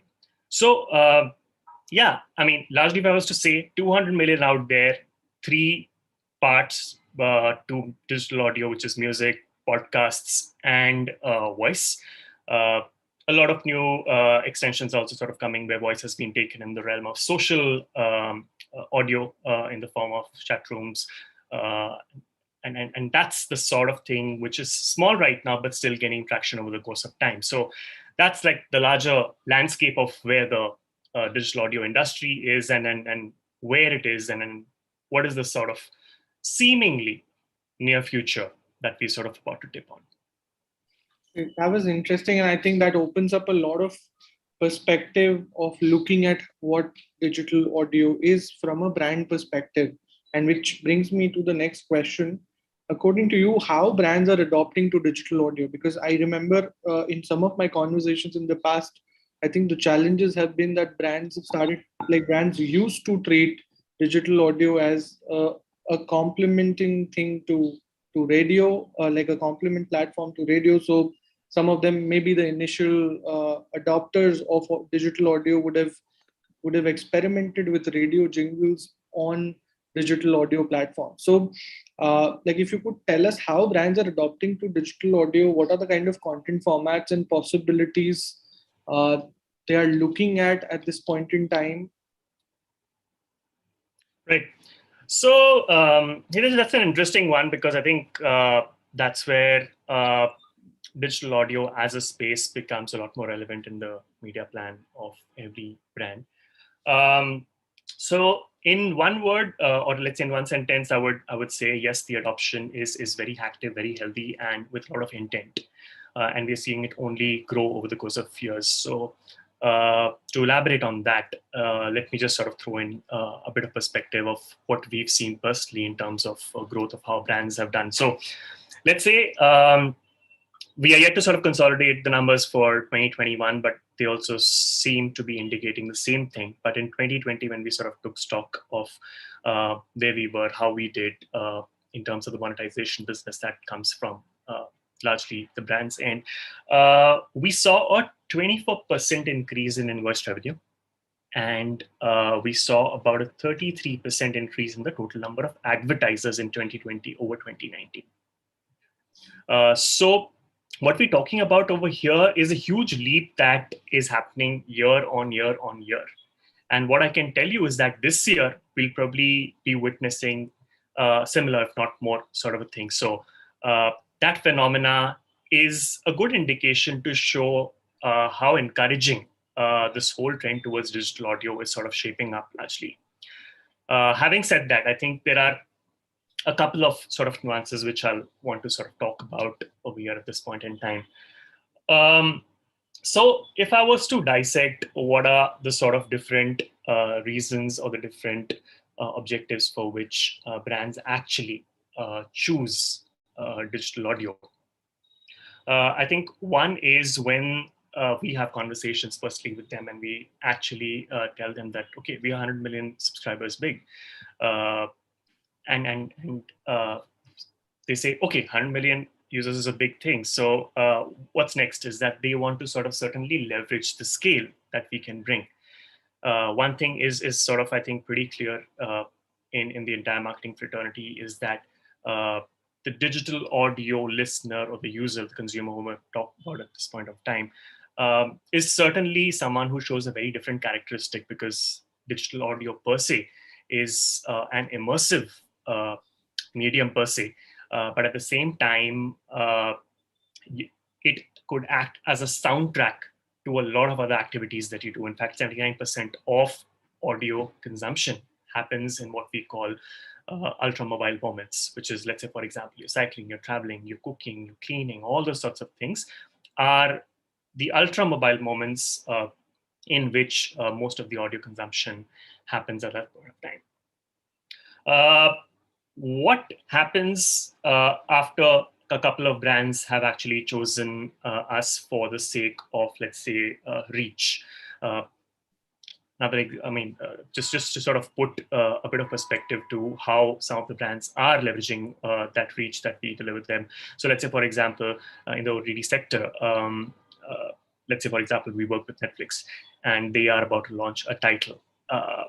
The reach or the impact that they need to build with the help of a new title launch becomes very interesting for them on JioSaavn, because some of our ad experiences, let's say, for example, as soon as you fire the app, it's the Maximus, or let's say, for example, the homepage, what acts as a masthead, we call it the showcase.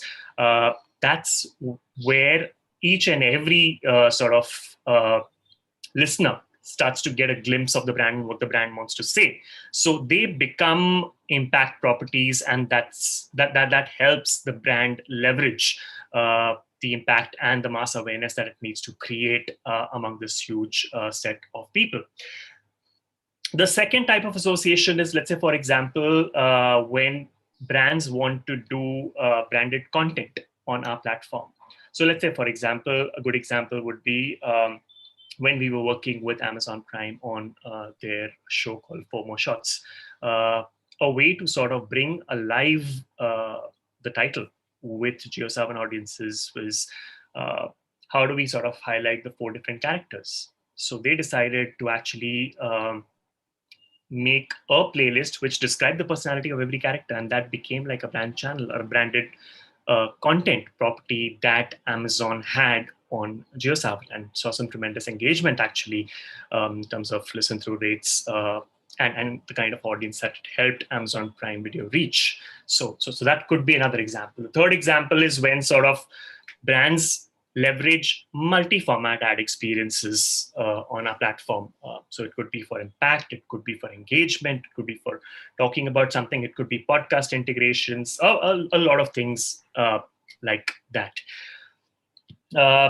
One question which is interestingly that comes from brands is, now certainly you, me, a lot of people on this call do pay a subscription fee, and chances are we tend to believe that most of the people are actually paying to stream music on a music platform. So they want to actually reach what they call is the paying audience or the premium audience.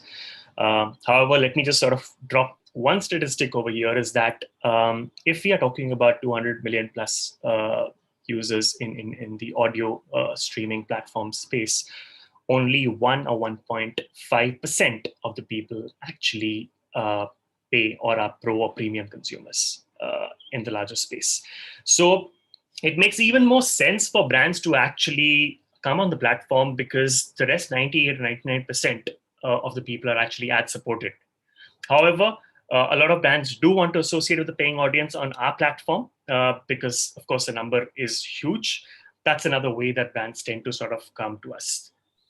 A lot of brands want to sort of take their mainline campaigns and translate them into digital, which is when we sort of bring in all the insights of what works on audio platforms and how some of their mainline campaigns, which they tend to run on radio or TV, can be sort of translated in digital audio by using the rules of digital audio. Radio is, of course, the closest contender, like you also mentioned about it.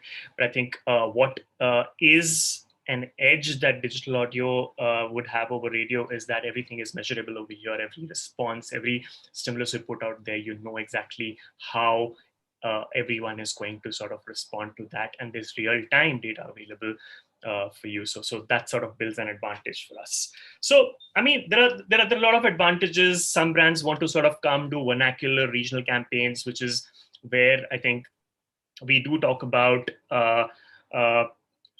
the sort of reach we have and with the regional audiences. In fact, 35% of the streams that happen on a platform are in vernacular languages, and let's say 75% of the streams come from non-regional metros as well. Sorry, non-metros as well. So given these insights, we've certainly sort of made our way of talking with brands largely. Now, while I may say something like this, it portrays a very good picture about how we sort of going about building the narrative for digital audio when it comes to brands. But the other statistic that's out there is basically almost, let's say, 71% of advertisers that are there, they actually put less than 10% of their media budgets in audio, which actually goes to show that, yes, you and I may be customers, consumers, or streamers of digital audio platform, and we trust it for our sort of consumption needs. But the thing is, as media or as advertising or marketing professionals, we actually don't sort of put that much amount of money, which is where I think some of the barriers towards the adoption of digital audio in media plans sort of comes into play, and a couple of things that we sort of are doing to build the narrative for digital audio. One is, of course, we need to educate people about how audio works. Let's say, for example, it cannot be evaluated just the way you would evaluate everything else. There's a very different science to it. So let's say, for example, if you have a 20-second ad that's playing over there, and if your statistic or your metric shows that people actually tune out of every ad after 11 seconds, which means you've got to actually make your ad worth it those first 11 seconds and the rest is gratis. So how do you land it something like that? How do you sort of have different consumer journeys built out on audio? That is one of the first barriers that we sort of do crack in terms of driving the audio narrative on JioSaavn per se. The second is we human beings love to sort of evaluate things on a relative basis or as reference basis. Until now, I think a lot has been understood, deciphered, and interpreted when it comes to social media and digital and not digital audio.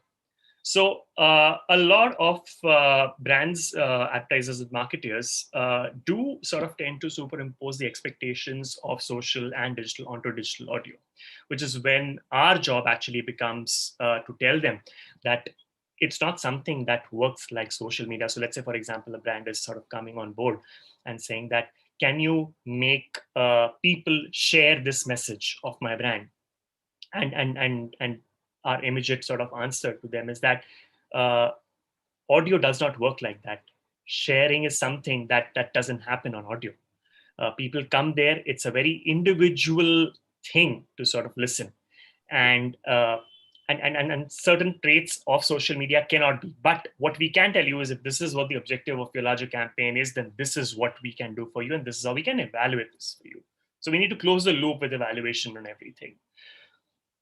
The benchmarks of measurement are very different. So for example, today, digital audio offers more than just audio experiences. It offers video as well. It offers display as well. But the thing is that you cannot sort of compare, let's say, the completion rates or the view-through rates of any asset on digital audio and compare it to a video medium. So make a fair comparison in that sort of a way. Or let's say, for example, there's certain benchmarks that work for video sets on audio platforms. And that's exactly the sort of information that we can give you and help build your creative or tailor that creative towards what you want to do and achieve. And of course, lastly, is that today there's an increasing emphasis of all businesses that we actually need to do full funnel marketing, which is where being important and relevant at the top of funnel, mid funnel, and the lower funnel, it becomes equally important for all marketers, which is where I think the performance narrative becomes very, very important. In fact, let me just talk about one of the recent campaigns that we did with Myntra, end of season sale. And what's really helpful is that they came to us with an objective saying that, of course, we want to certainly promote the end of season sale, but there is a certain cost per session. There is a certain cart value that we need to sort of achieve. And that becomes important when it comes to JioSaavn partnering brands in that sort of respect. So basically, what we did is the results were very encouraging. We had not only very good results on installs, but also in building a very big cart value when it came to actually dealing with this sort of the narrative that Myntra wanted. Similarly, for Swiggy, the whole attempt was to sort of promote Swiggy Genie, which was their new offering largely, and they sort of wanted to get new users and of course get existing users also to interact and discover Swiggy Genie. Similarly, impressive results on how many new users actually came in, what was the engagement, how many existing users actually discovered Swiggy Genie, were the sort of user journeys that we helped build both these brands out of JioSaavn. So what we're doing over here for brands is this sort of building an entire full funnel marketing narrative, right from awareness to consideration to engagement to actually even conversion in that sort of a way. The future only becomes better when we sort of innovate on largely three fronts. One is product with voice ads. That becomes a lot more important to even performance marketing. We've already started innovating in the field of audio, where we sort of have launched dynamic audio ads. In fact, we've sort of completed two very extensive campaigns with the Mondelez Group on Cadbury Fuse and on Oreo as well. So that is one of the things. We're also getting into the game of how brands can sort of build their sonic branding, which becomes important for a brand to have a voice in this pool of 100 million plus users on JioSaavn. So it's a very interesting time where we sort of building objective-led and objective of brands, and at the same time furthering the narrative of what digital audio can do per se. So yeah, I mean, it's slightly long answer, but I just thought it deserved this explanation to tell everybody what is actually on with brands and digital audio. Got it. So I think we just have like say 4 or 5 minutes left. So one of the questions which came to my mind while you were talking about the funnel. So like there are a good bunch of case studies that you might have built at JioSaavn, or you might have observed even outside of JioSaavn. So according to you, what is the best use case for digital audio? Is digital audio more effective on top of the funnel, or it's something which can create impact mid-funnel, bottom of the funnel, or you think that there is a potential and probably scale for digital audio to be full funnel as well?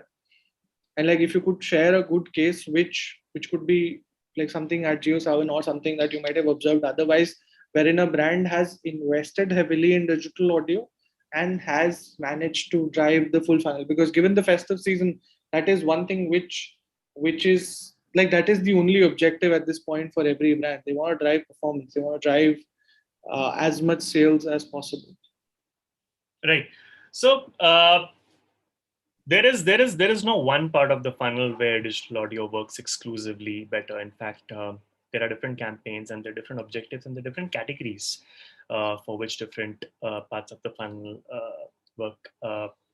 My only thing is that digital audio today is at the point where it's building the ability to sort of give results on performance as well. Of course, traditionally over the course of time, I think top and mid funnel is something which is absolutely uncontestable, something that we can do. So we're actually gearing as digital audio towards building a full funnel narrative for ourselves, and that's exactly what our foray has been.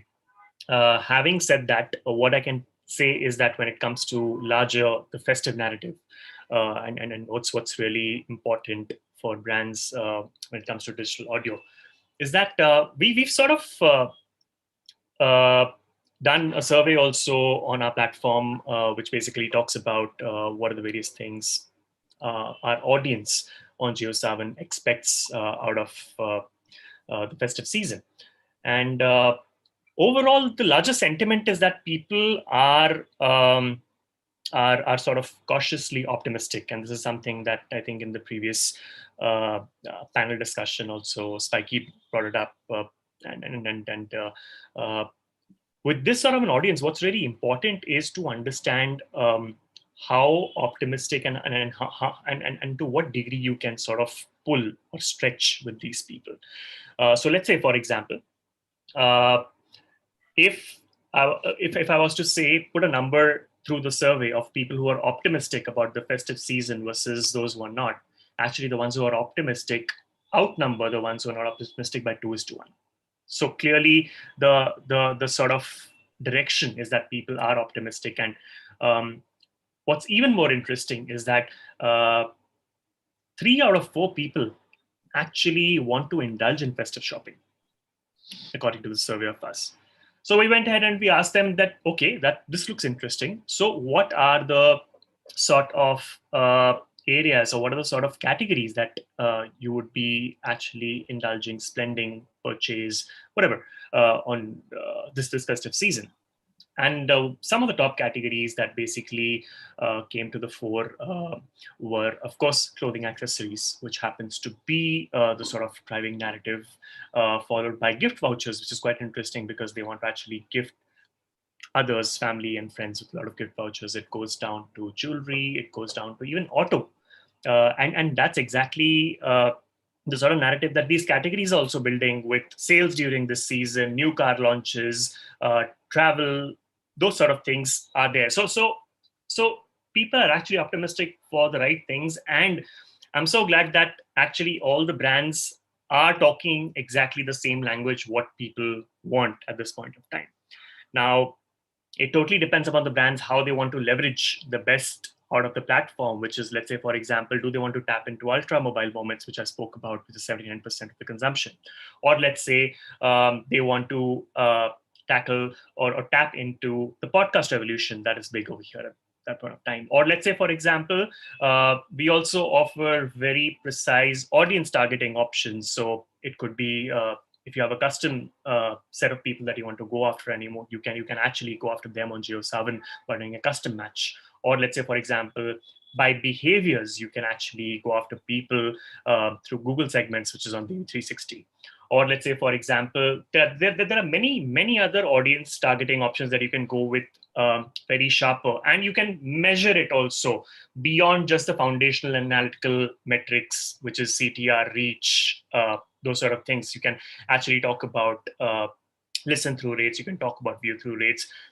You can even attribute a click, whether it has helped you reach the final objective by sort of tracking it on apps like AppsFlyer, and they can be actually sort of checked or put in place to check to attribute the gains to a certain click or not.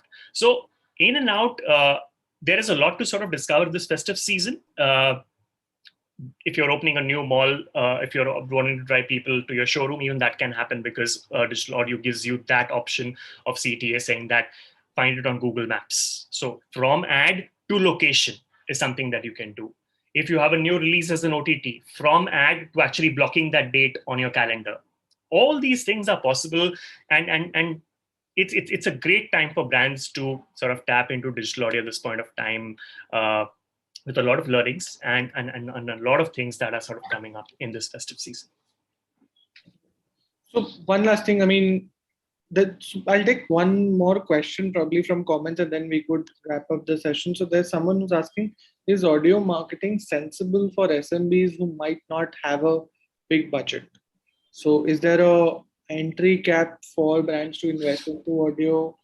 And is it something which is self-serve for brands, or how? Right. So even if you have a small budget, you can certainly come and run your campaigns on digital audio. There is no cap per se that you have to spend minimum 10 lakhs, 15 lakhs, 20 lakhs.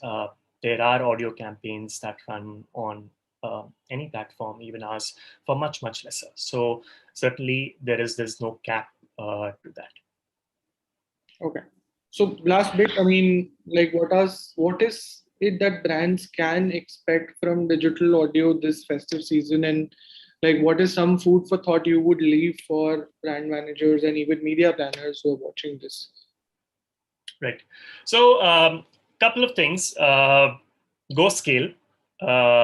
the impact is the first thing. So let's say, for example, tapping into music playlists, because that constitutes of almost an entire chunk, or the most of the chunk that people consume is one thing. So let's say, for example, people will be carrying out different activities during the Diwali season, things like Rangoli, things like dressing up, shopping, all those sorts of things, which will be there, cleaning the house. There is music that's meant for these sort of activities. And let me also give you a very encouraging statistic, actually. The streaming of festive playlists during this time of the year actually goes 3x on our platform, we've seen. So as much as you may sort of think that music is something that is that naturally comes to us, but it is also something that works the best during festive season on our platform. Two is, of course, there's a lot of podcast associations that we can do. So let's say, for example, if AFP is one way to do it, but then definitely riding on existing episodes, on existing podcasts becomes a sort of narrative of the season. In fact, we do have some very, very successful podcasts that run on a platform. So you could integrate with those and advertise those, or even have custom episodes sort of done in those sort of podcasts. Of course, the third big thing is that you could go in for content creation on our platform. So let's say, for example, if you were to sort of create specially sounding playlists for your brand, something that makes sense to you, that's the third one largely. And of course, my biggest tip would be is that balance your media strategy on any digital audio platform with not just audio, but balance it with video and display as well. Because that will give you the right size and the right form to communicate your message through and through. In fact, what I would like to do is that on this note, I would just want to sort of play one case study from last festive season. It's a video. We've done this for Adda 52, and it shows how doing multi-format campaigns on an audio platform actually yields the best results. Yeah? Yeah. Sure.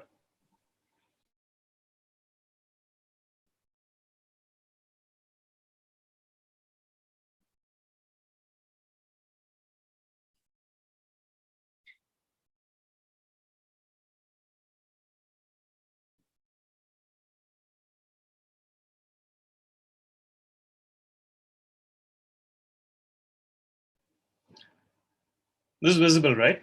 Yeah, it is.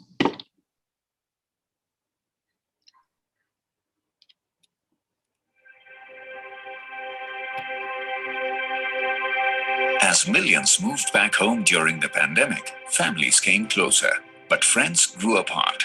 Adda 52 wanted to give friends an avenue to play together even while social distancing. They found JioSaavn as the perfect channel to talk about their Play with Friends feature. So JioSaavn devised an always-on strategy for 4 months that worked across multiple branded touchpoints. Starting with audio, the JioSaavn team scripted engaging ads that could be shuffled so users wouldn't face ad fatigue. 14 million plus audio ads were delivered, and they got a 90% high listen-through rate. Prime placements on the homepage complemented these ads. The branded faces impact went through the roof with 273 million plus display impressions and a reach of over 21.6 million. JioSaavn was going all in for promotions. The winning hand was the Adda 52 podcast integration. To understand this, let's rewind back to 2020. Diwali was going to be different. Friends couldn't visit each other or have Diwali card parties. Adda 52 and Millennial Kavi were going to change that. Millennial Kavi had won both hearts and awards and was JioSaavn's most streamed podcast of 2020. The show's relatable nature and observational poetry was bound to resonate with Adda 52's potential users. We revealed the ace up our sleeves by seamlessly weaving Adda 52's message into a Diwali special episode. Millennial Kavi educated listeners on how to celebrate a Litwali Diwali. All they had to do was host a private table on Adda 52. Now, friends could play together even as they were miles away. An Adda was created for Adda 52 podcast promos, an immersive environment of audio ads, premium display, and social media. This led to 40,000 plus streams and a total playtime of 12,000 plus minutes, making it one of the highest streamed episodes. Through an all-round association of audio, display, and podcasts, JioSaavn positioned Adda 52 as an ace gaming destination. And finally, JioSaavn and Adda 52 reunited friends on one table.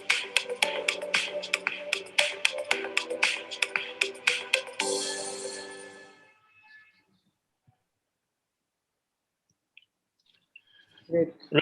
Thank you. Yeah, good. Yeah, I mean, that's a very interesting case study, and we all worked very hard to sort of pull that off last year, and amazing results also that we got on that. In fact, one thing that actually comes out even this year very true is that when we ask audiences on our platform that how well are they, or how ready are they to discover new brands and actually know more about existing brands, there is a very high response. So let's say, for example, more than 50% of the people want to sort of know about newer brands, and more than 50% of the people also want to discover more about existing brands. So it's a great opportunity for brands to tie with audiences and make the most of what digital audio has to offer at this time of the year. All right. Thank you, Gursimran. Thanks a lot for your time. I think there is a lot for brands to explore with digital audio, and with the kind of deeper engagement the medium offers. I'm sure going forward the category would grow, and the more education happens, the more I think brands would also start taking digital audio seriously. And I hope we have more of these discussions with you and digital audio industry experts to sort of make this category bigger and larger in that sense. Thank you. Thanks a lot. Thanks so much, Hitesh. Thank you, everybody, for attending this. There are a couple of questions, but probably, guys, you can connect with Gursimran on LinkedIn and see if you can find answers with him and work with him. Right. Thank you. Thank you so much. All right. All right. Thank you so much, Mr. Singh, and thank you, Hitesh, for that wonderful conversation. As we all know, audio marketing is truly on the rise, and there is no better time to hop on to the brand this trend. And now, ladies and gentlemen, we are moving on to our final session of the day, which is on decoding festive marketing code for brands. For this session, I would like to invite on screen our speakers, Atul Shivnani, Head of eCommerce and Digital, The Body Shop India; Ajay Dhyani, General Manager Marketing and eCommerce, Timex Group India Private Limited; Smita Murarka, Chief Marketing Officer, Corporate and Brands Digital, Duroflex. And moderating this session is Shreyansh Bhandari, Co-founder and Chief Operating Officer, Lyxel&Flamingo. A very warm welcome to all of you. Requesting our speakers to join us. Hello, Shreyansh, very warm welcome. Welcome. Hi, Kathy. Hi, Kathy. So, hi, Kathy. How are you? Leave the conversation to you and have everybody on board. Thank you so much. Hi, is everyone here? Hi, Ajay. Hi, Atul. And hi, Smita. How are you doing? Hi, I'm great. I hope you're too.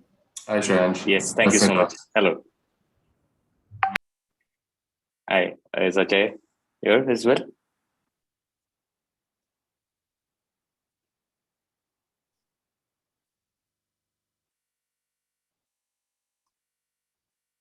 We just wait for 1 minute to check if Ajay is also on board. Kathy, if you can.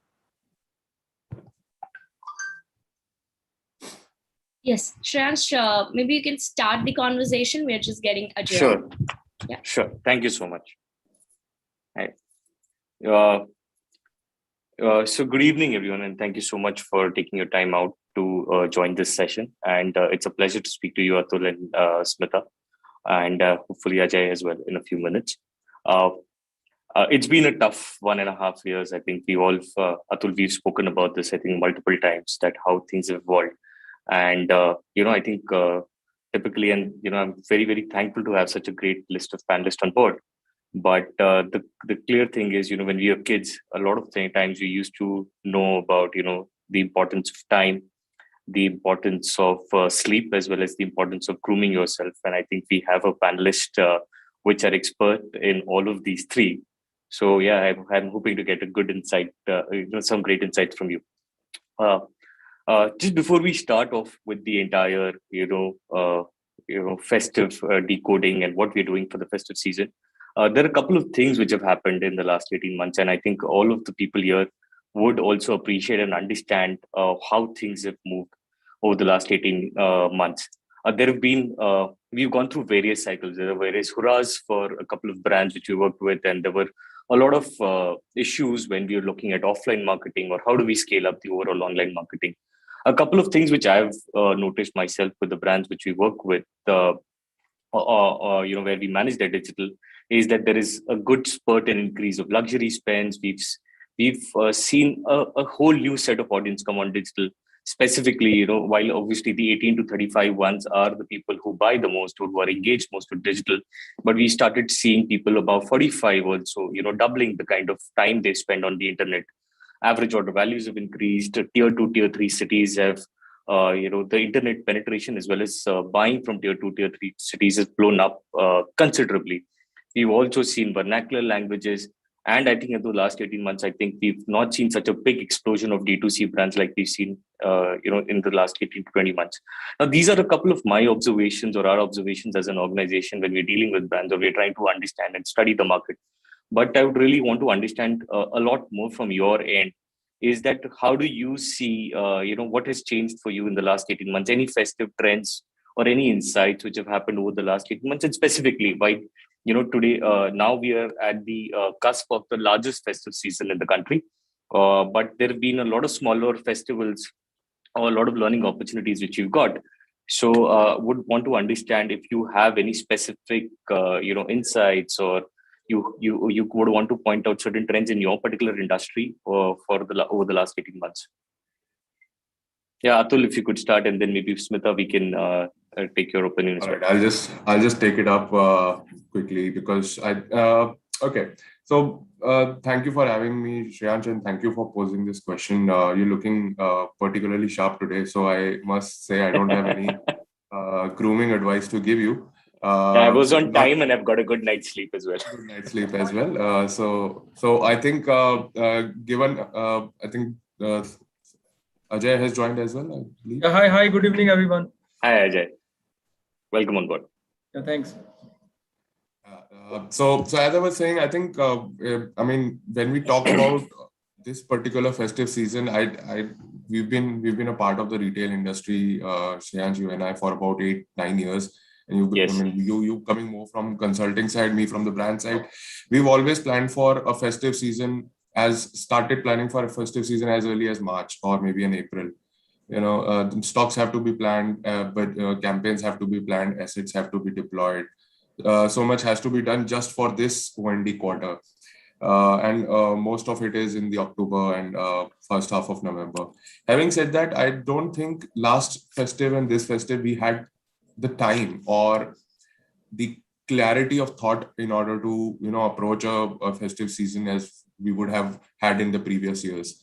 We've been actually since March this year, we've been responding to the business month on month. We are better prepared because of the last year of what happened in terms of responding to the market, in terms of having the agility in our back end and front end operations. But the larger thing that I'm trying to sort of communicate is that this festive season has been like no other. While everybody was contemplating that there would be a third wave in October or November. So far, thank God, touch wood, it hasn't materialized. But what we're seeing out there in the market, and I guess the other two CPG brands can also confirm, is that there is a lot of stock offloading that's sort of happening, so that by the time the new year rolls around, there is there is less pressure on the P&L for a lot of brands. having said all of that, since 1st October, I think something has changed in the air. There is a palpable joy. People are purchasing a lot more. E-commerce, players, our biggies are showing record sales. While they were talking about a couple of waves of Diwali activation, they're talking about now 3, maybe 4 waves of Diwali activation. So things are looking good, and hopefully they continue to look upwards going ahead as well. Thanks, Atul. So Smita would also want to understand your view. The mattress industry is actually exploded as such, and it's also driven by a lot of digital activations. So what do you see? I think how is this last 18 months changed for you as a brand personally and as for the category? Yeah, I think overall it's been, if you keep the figures of the pandemic aside, as a business, it's been very exciting. All the experiments, all the communication that we wanted to do, that we thought of doing in the next few years, we've been able to really pull forward and scale up.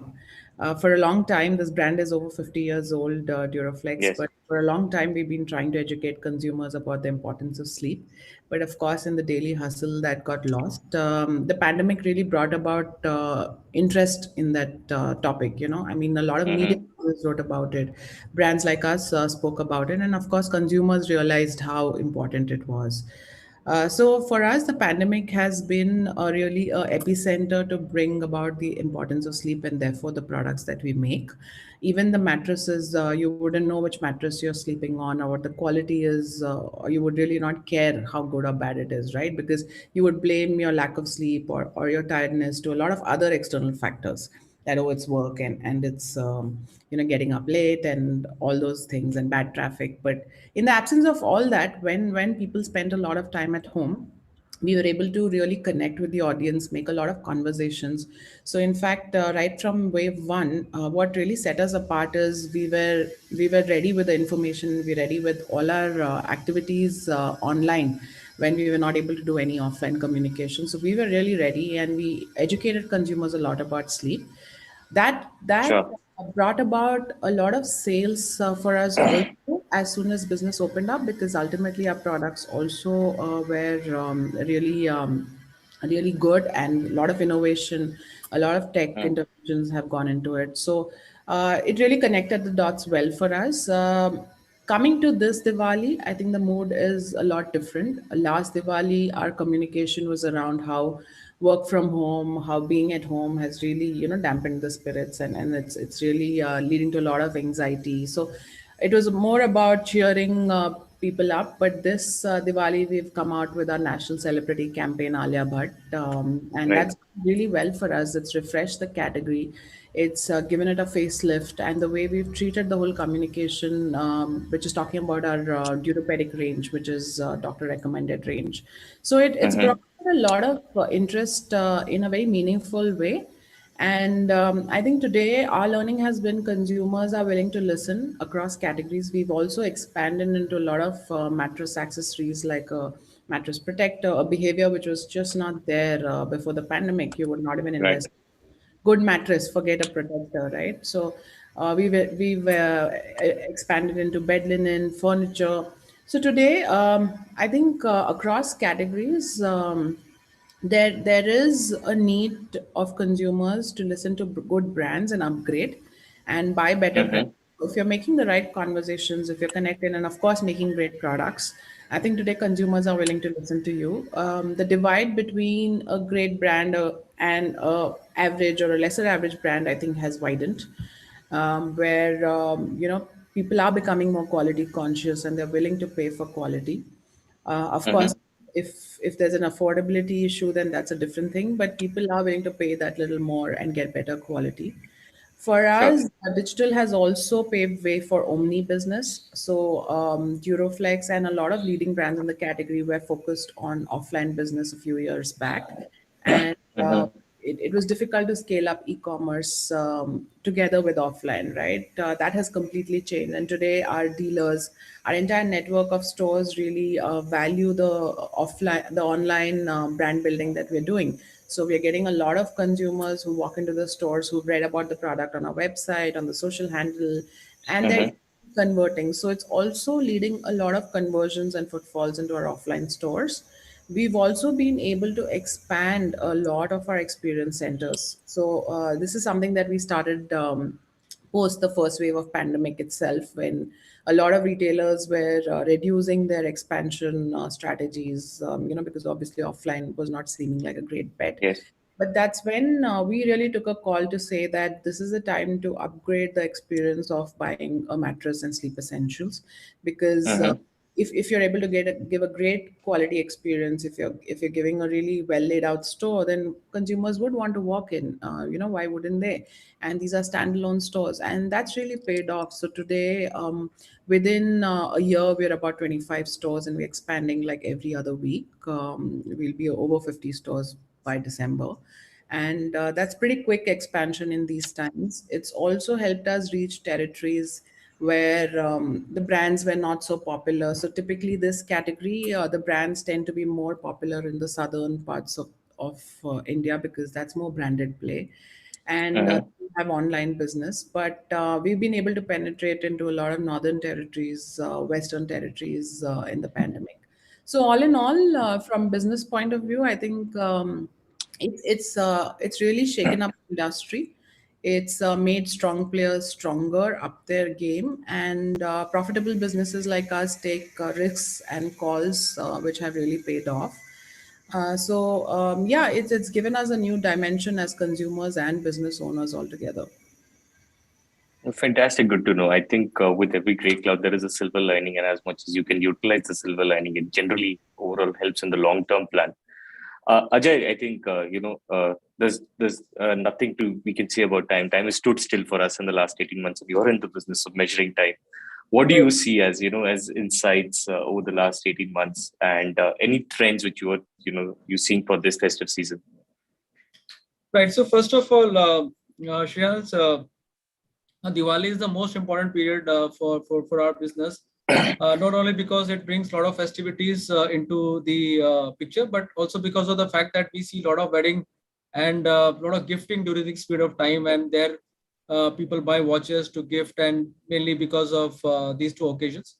So like Atul mentioned in the beginning, we also started preparing for Diwali season right from March and April onwards. So based on previous 18 months of experience, we have seen and we have gathered insights from different channels.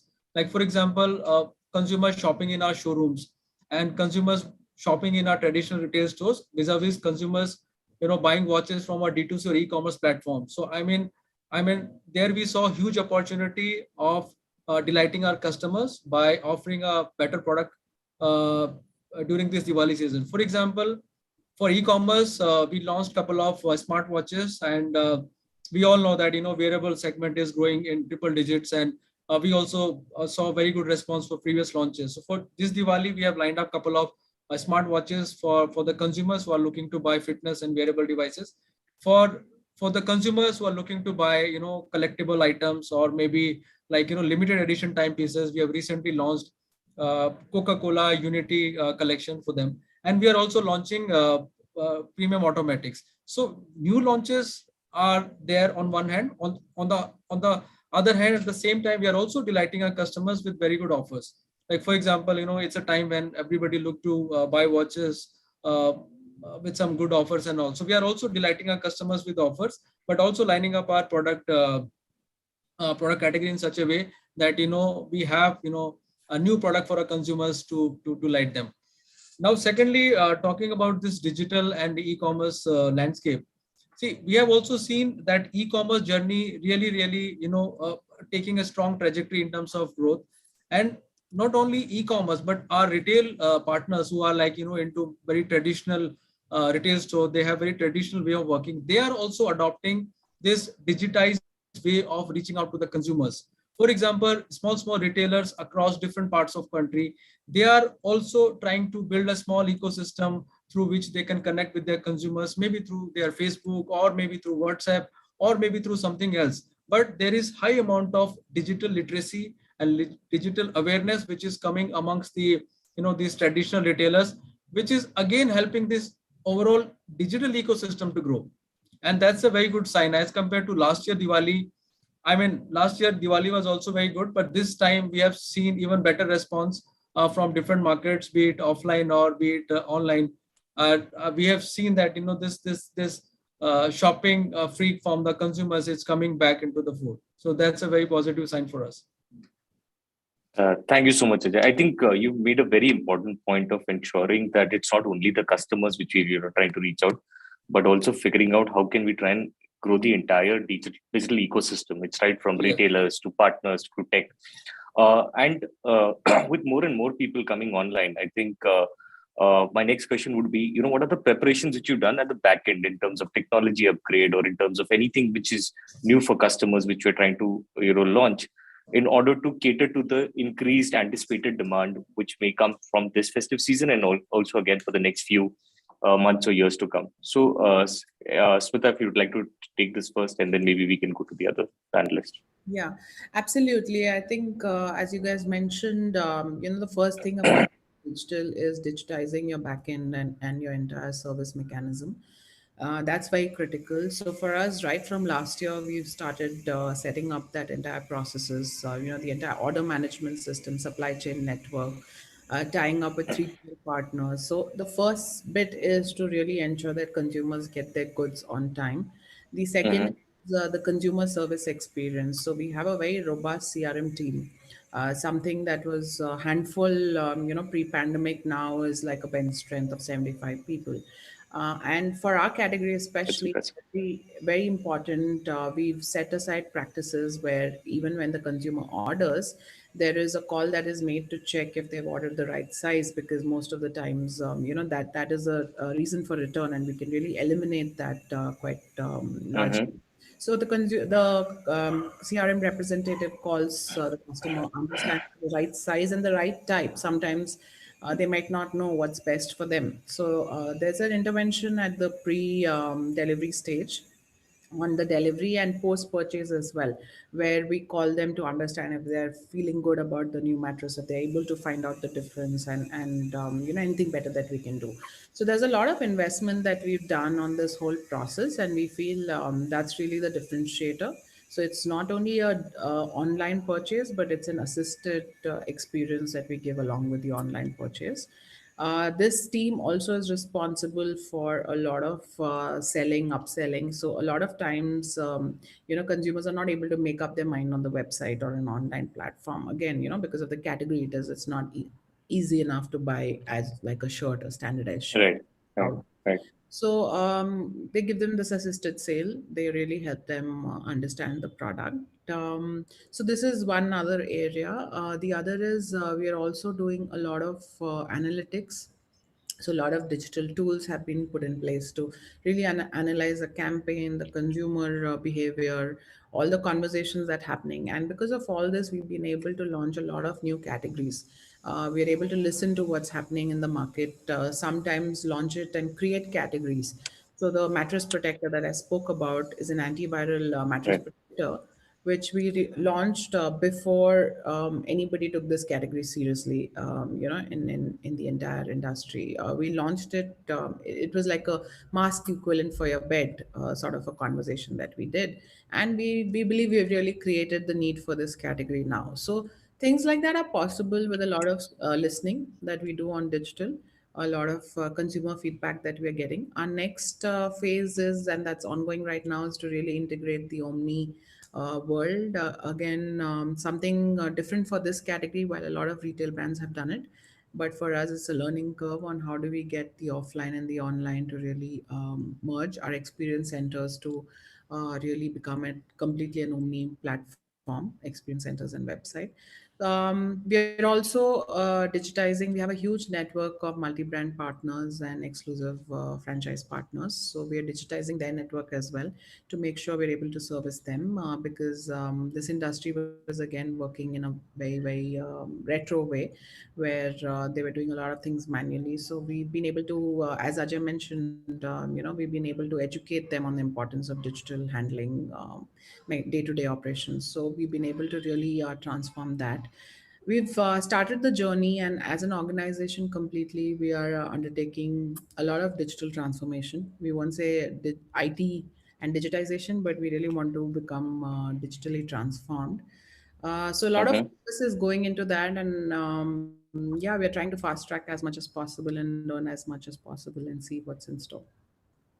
Yeah, I think it's a very important point which you brought to get out, that it's not only discovery of the product, which is what marketing helps, but also educating of the product to the customers. And if it is cannot be completely online, it's important to have interventions where you can maybe ensure that the customer understands the product rather than the person, he or she, returning it at a later stage, just adding to the logistical nightmare which you're already, I think, handling. Atul, your point of view in terms of, what are the updates which you're looking at? How are you delighting the customers as well as your partners in terms of, technology upgrade or CRM? You could highlight a few of those. Shreyansh, in a nutshell, I can say all of what Smita said. Cut, copy, paste. Having said that, there are specific use cases that we have in beauty, right? So while all keen industry observers are seeing that this particular vertical is exploding, and there are a new, as you mentioned earlier in our chat, there is a new D2C player popping up every day. I can probably say that there are, in the last 365 days, 365 new competitors have come into the market. Nykaa itself, which started with 2,000 brands in 2020, is talking about 3,100 listed brands, small and big, international, local, right? So the thing is that, and these guys are coming in with a lot of digital news, lot of understanding of how the digital consumer sort of will convert, which traditional brands do not have. We've been selling through store consultative selling, using the product, having a trial. We know how to sell that way. We don't know how to sell to a consumer, who's coming online, seeing a product display page, does not get to feel the texture, does not have the fragrance. None of that is getting translated. So what we're doing essentially is we're learning from them. We go to their pages, we go to their websites, we look at their execution, and we say, hey, I think there's a lot more to learn from these upstart D2C brands than and just wash off your ego and again cut, copy, paste of whatever the best practices are. Having said that, we stand, I mean, like all of the brands that are here, we stand for good quality, and that will never be trifled with. In terms of a preparation for festive season in particular, I think e-commerce has kind of leveled out in the playing field, in the sense that there are many festive peak occasions in a year. So it's not like we are talking about one peak occasion in the entire year. Yes, it's perhaps the biggest peak, but in terms of back-end operations, all of that, we had to certain extent, but we are prepared for many such peaks throughout the year. There's a Black Friday coming soon. I anticipate it to be as big as a Amazon peak. There's a Prime Day on Amazon in July. So we are used to seeing frequent peaks throughout the year, and to be able to handle that operationally. But I mean, in summary, I think it's both a very challenging and an exciting time, particularly for brands that have had a traditional outlook, because I mean, I'm sure Smita can attest that there is a lot of D2C competition in her particular vertical as well. And these guys are winning the battle of storytelling, and we cannot lose that battle. We are the original storytellers, right? So that's where I think the times are very exciting ahead. Yeah, let me just add to that. I mean, Atul brought about an interesting point of D2C brands. In fact, we started our own brand called Sleepyhead, which was when the whole mattress e-commerce industry started off, and that's one of the leading brands online. And at that point, we thought Euroflex will be like a strong offline player and Sleepyhead will be an online brand. But of course, today you have to be either an omni brand or a D2C brand, really. So the strength of the brand is really to understand that they make great products, that they have the heritage, the story also, and to put it out. Honestly, what we did was to put it out faster and to put it out better and to be very convinced that we have the best products. So what really stops a so-called traditional brand is really their mindset, because if you don't have, we also got a lot of young talent, young minds on board at the time when people were cutting down the headcount or cutting salaries. Mhm. Was also a differentiating point where we understood that there was a need for a lot of different kind of mindsets, and the leadership is young as well. So yeah, I would urge all the brands to really relook at their business and see that what is the future, because being traditional or online only is somewhere going to merge, and even a D2C brand would need the strength of being offline at some point. So You're yeah, right. it's not online, offline. It is the consumer point of view and where your consumer is. Yeah, understanding that would really help brands scale up faster. It makes a lot of sense. Yeah, Ajay, I think we'd also want to understand your view in terms of, what is your preparation, not only from a product point of view, but also from an ecosystem point of view, to ensure that we are ready for this festive season. Right. So see, like I mentioned, that Diwali is one of the most important. I would say it is the most important sales occasion for us, and we also started preparing for this season right from, I would say, right in the month of March or April, because from e-commerce perspective, BBD and Great India Festival happen to be one of the biggest event on e-commerce platform, and therefore we get a lot of opportunities to launch new products and generate good amount of sales and increase our ranking on the e-commerce platform. So that's one thing. Based on the previous insights, based on the previous launches, we started building our plans quite aggressively for this year. We were very optimistic about the fact that this time Diwali would be much better as compared to last year, and that is also paying off. We are seeing very good traction. Secondly, I think, like I mentioned also, like when we do planning, we do channel wise planning. For e-commerce, we lined up different bouquet of products, and for offline there are different set of products. So I mean, it's a set of product planning which is offering something, or maybe a delight for every consumer across different touch points. And obviously these product launches are backed by impeccable communication, standing out communication on e-commerce platform, as well as offline channel. Offline requires different sort of marketing, like mainly trade centric marketing activities, whereas offline is more about storytelling.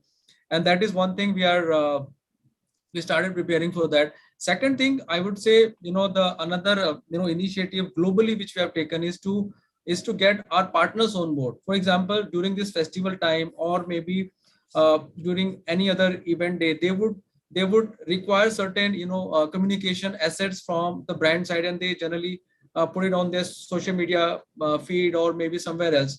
But that process is not very well organized. But this time globally, we have social media tool we are using, where our dealer partners can easily access all the brand content and communication which is there inside, and they can easily post on their social media platform.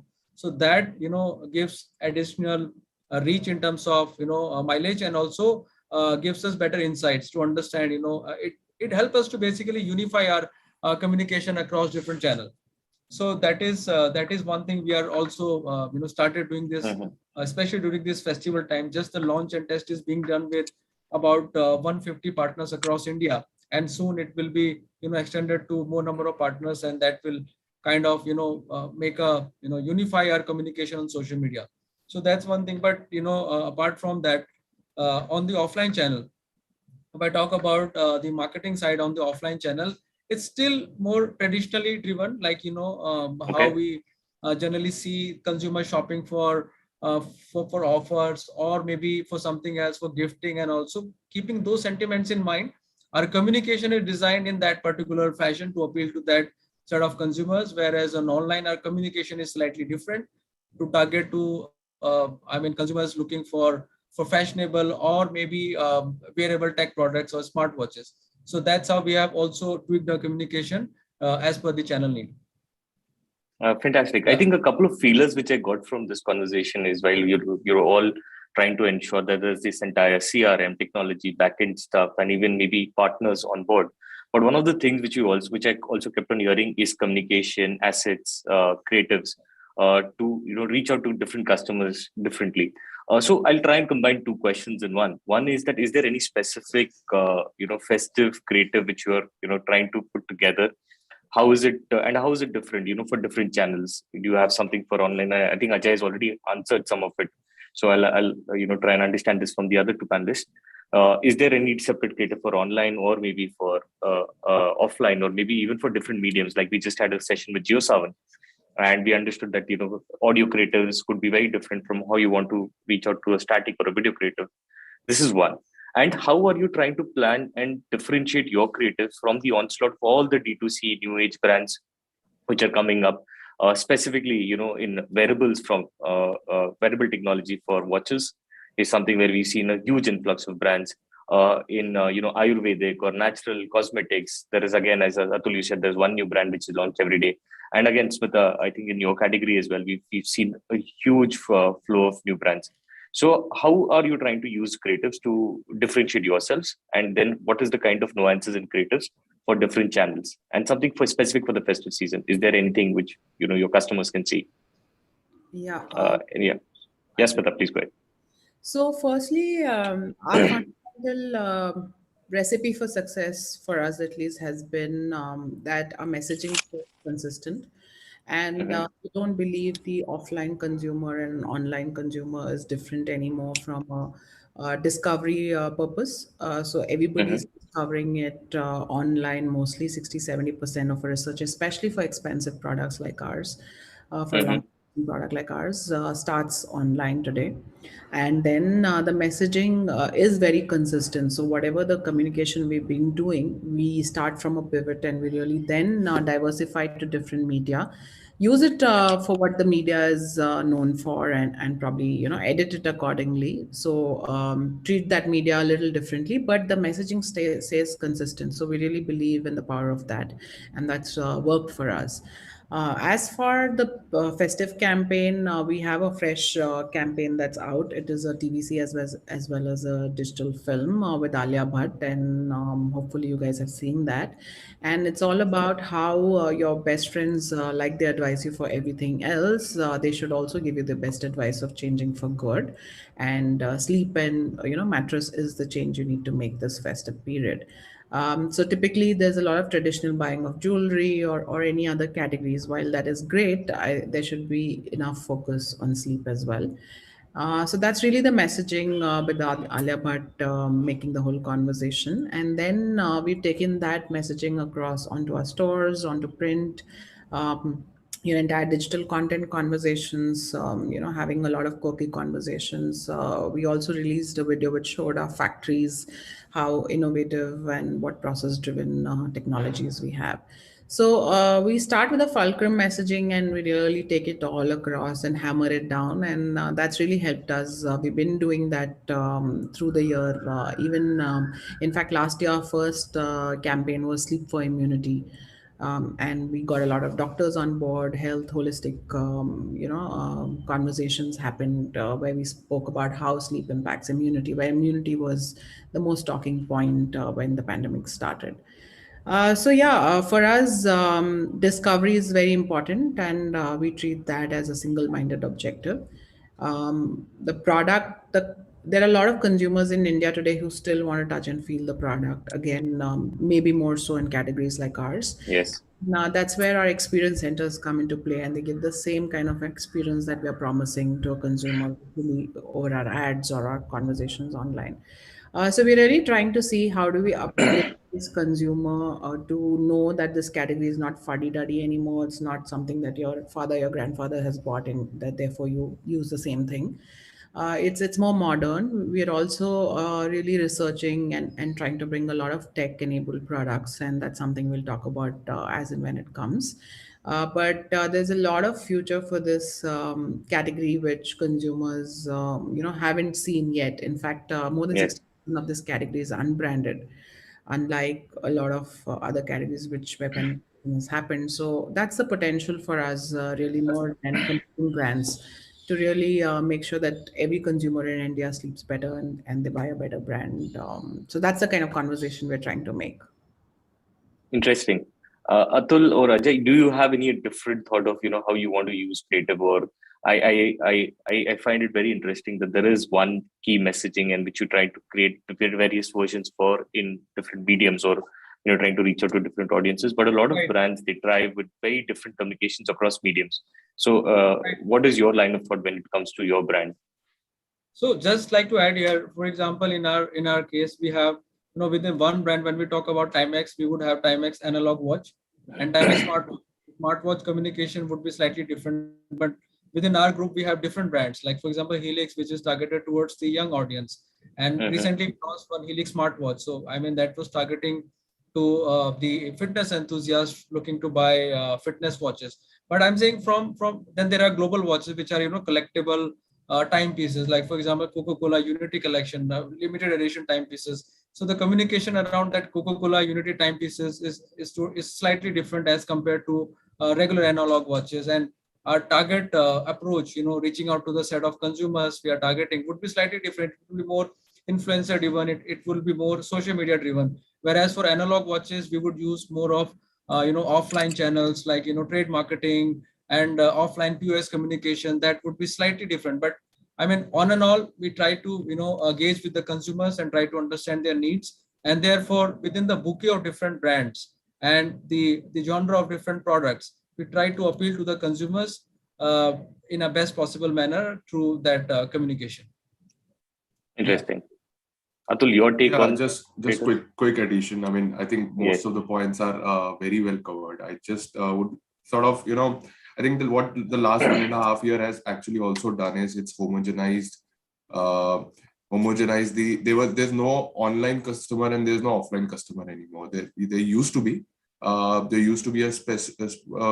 remarkable difference in the age group of who's shopping with us, in particular offline versus online. But that has kind of merged into this one big customer group right now. And even before that, we didn't have like a offline communication or online communication apart from the specific mechanics of each of those channels. We don't have that even now, but that's purely because, let's say, if I'm taking an example of a festive marketing activation or festive activation, we are not focusing on the festivity aspect of it, but we always focus on the aspect of what we can do for the society at large during this festive season.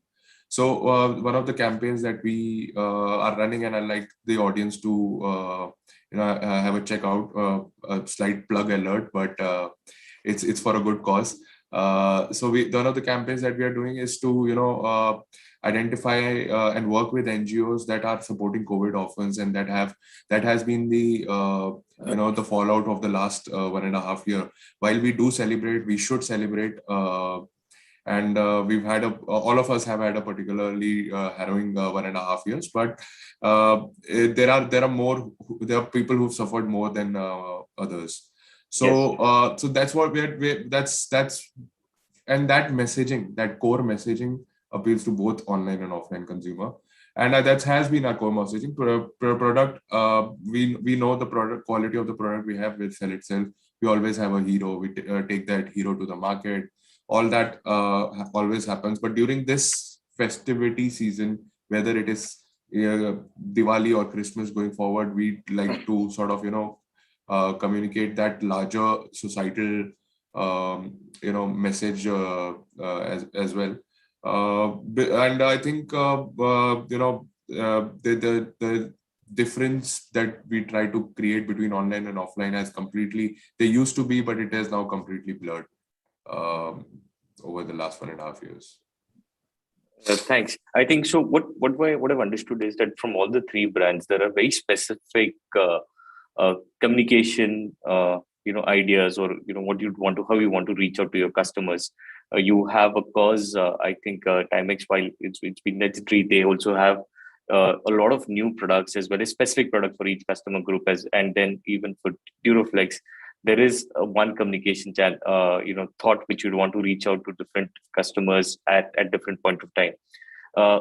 We have very limited time. I think we can go about and talk about our products and brands for us altogether. But if you'd want to, before we look at questions, if you'd want to look at what is, and we'll try and get your quick thoughts around this. What is the clear objective which you're looking at from this festive season? What is your outcome which you're trying to drive from this festive season? And is there any specific or unique media mix which you're trying out, or anything which you'd want to, any experiments which you're doing this festive season? For all the marketers in us, we'd want to understand that as well.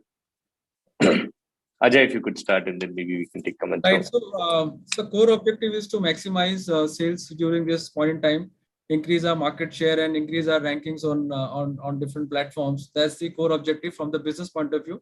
But at the same time, delighting consumers and reaching out to different consumers, reaching out to different markets. That's again the core marketing objective. So that is what we are looking forward to from this season, from this festival season. Yeah. And I missed your second question about the expectation, and second one. No, second was any interesting experiments which you're doing with from a media mix point of view, or any which you're trying. So media mix point of view, this year has been more digitally driven, where our offline partners are also willing to adopt a digital platform to connect with consumers, and we are also helping our partners to use digital platform and amplify the message across to different consumers in their respective markets. So digital, I would say, is is the key for us. But at the same time, since it's a very traditionally driven season for us, so we are also targeting our offline stores across India. We have more than 3,500 point of sales across India. So we are also doing trade marketing activities to have a very good brand visibility and product visibility in these stores. That's amazing. It's always being a part of a digital ecosystem and founder of a digital agency. A lot of what you say is always music to my ears. But yeah, Atul, your point of view. What is your objective? What you're chasing, and media mix?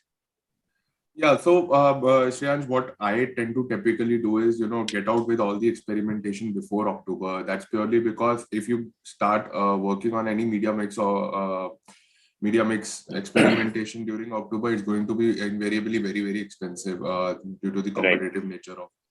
And now after doing all the experimentation, we've kind of arrived at a media mix, and I mean, I hope there was a better answer, but we're sticking to the traditional digital media mix, going to the YouTube, having, it's all about what we've learned is that it does not matter where you go and how much you spend. I mean, there is a budget that always plays a part, but I think effective communication and how you activate it, and what your TG is, and the level of detailing you are willing to get into is and not competing in October months. That's been my mantra so far, and I've continued to stick to that. Yeah, so I think when you say planned ahead, this also meant that plan ahead whatever activities you'd probably go ahead and scale up within the month of October. Yes, Smita, your views, what do you see? What are you chasing? I know that, like all marketers, sales would be one of the key metrics which we're all chasing right now, and that puts a lot of pressure on us. But is there anything else which you're also trying to expect from this festive season? See, honestly, as I was saying, where the category is, we really want to be the big brand, and we want every home, at least if not every bed, to have a Duraflex mattress. And change for good, change to a Duraflex mattress is really the messaging that's consistent. In Diwali, it's got a festive version to it. But there's a lot of potential in educating consumers to buy Duraflex and a better brand, right? So that's really what we're going after.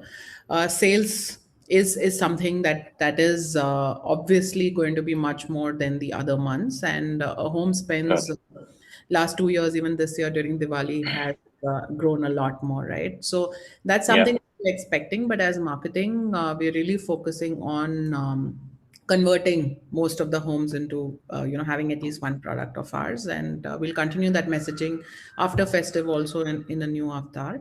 As for media mix, it's a lot of things that we've been doing, and we've achieved some amount of intelligence in. As Atul said, we've scaled it up, getting closer to consumers, really defining the consumer type, really going after the right audience is something that we are focusing on. But apart from that, we are on TV, we are on digital. So TV and digital is our main medium. TV for a brand like ours can't be ignored because we're going after a large scale and with a brand ambassador. Yes. So TV also is a large part of our media mix in terms of value of spends. Digital in terms of the amount of effort it takes on a daily basis, as you all know. But yeah, honestly, this is something that's not limited to Festive. We have a huge task of becoming a very, very large brand soon, becoming larger than we already are. So that's something that we are chasing. That's inspiring. I think, or that's clearly good to know. I really also appreciate the kind of appreciation you have for the effort which goes on to digital. So it's very, very encouraging.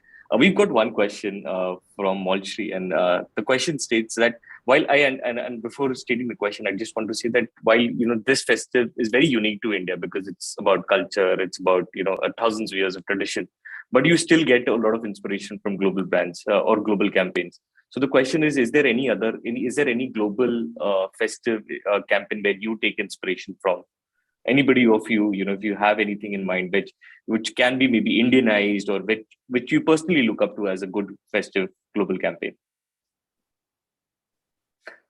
See, global campaign, one campaign which we have seen that, started delivering results is the Halloween. Halloween something which is really coming up well.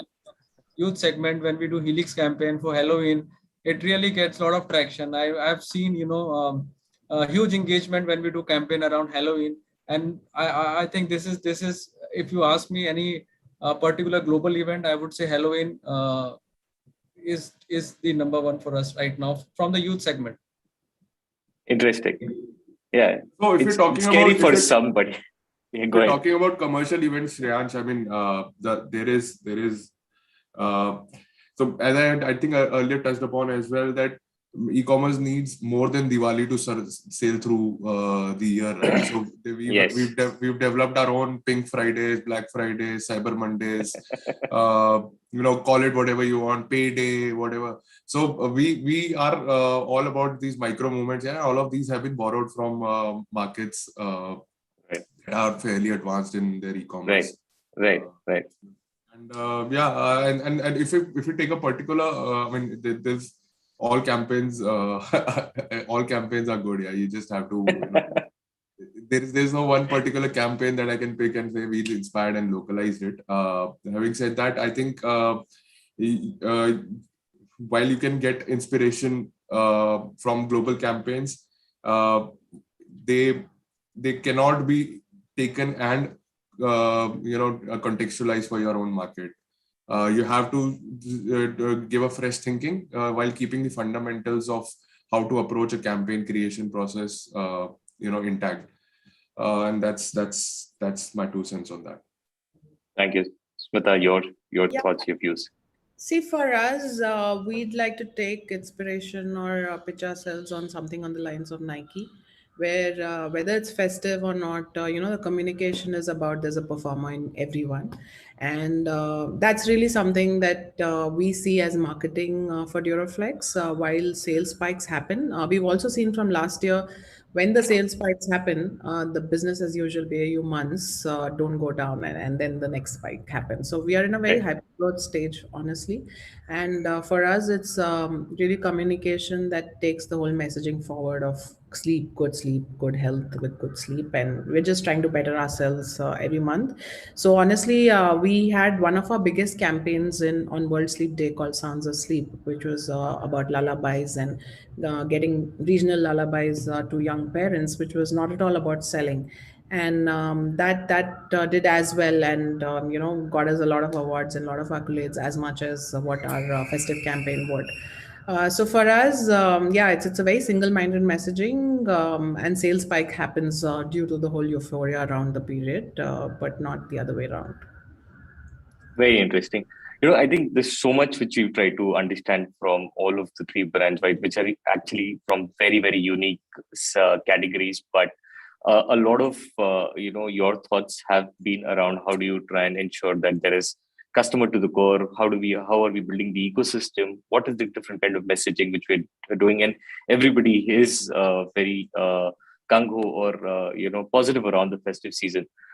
Just as closing comments, what are the three things which you'd want other marketers to consider when and marketers or agencies or anybody who's looking at, approaching festive season or maybe the festive season which has already started? What are the three important takeaways which you would want to say to everybody who's listening? Yes, anybody, Ajay, if you want to start with. Right. So first thing I would say, Shreyansh, the first and foremost is the planning.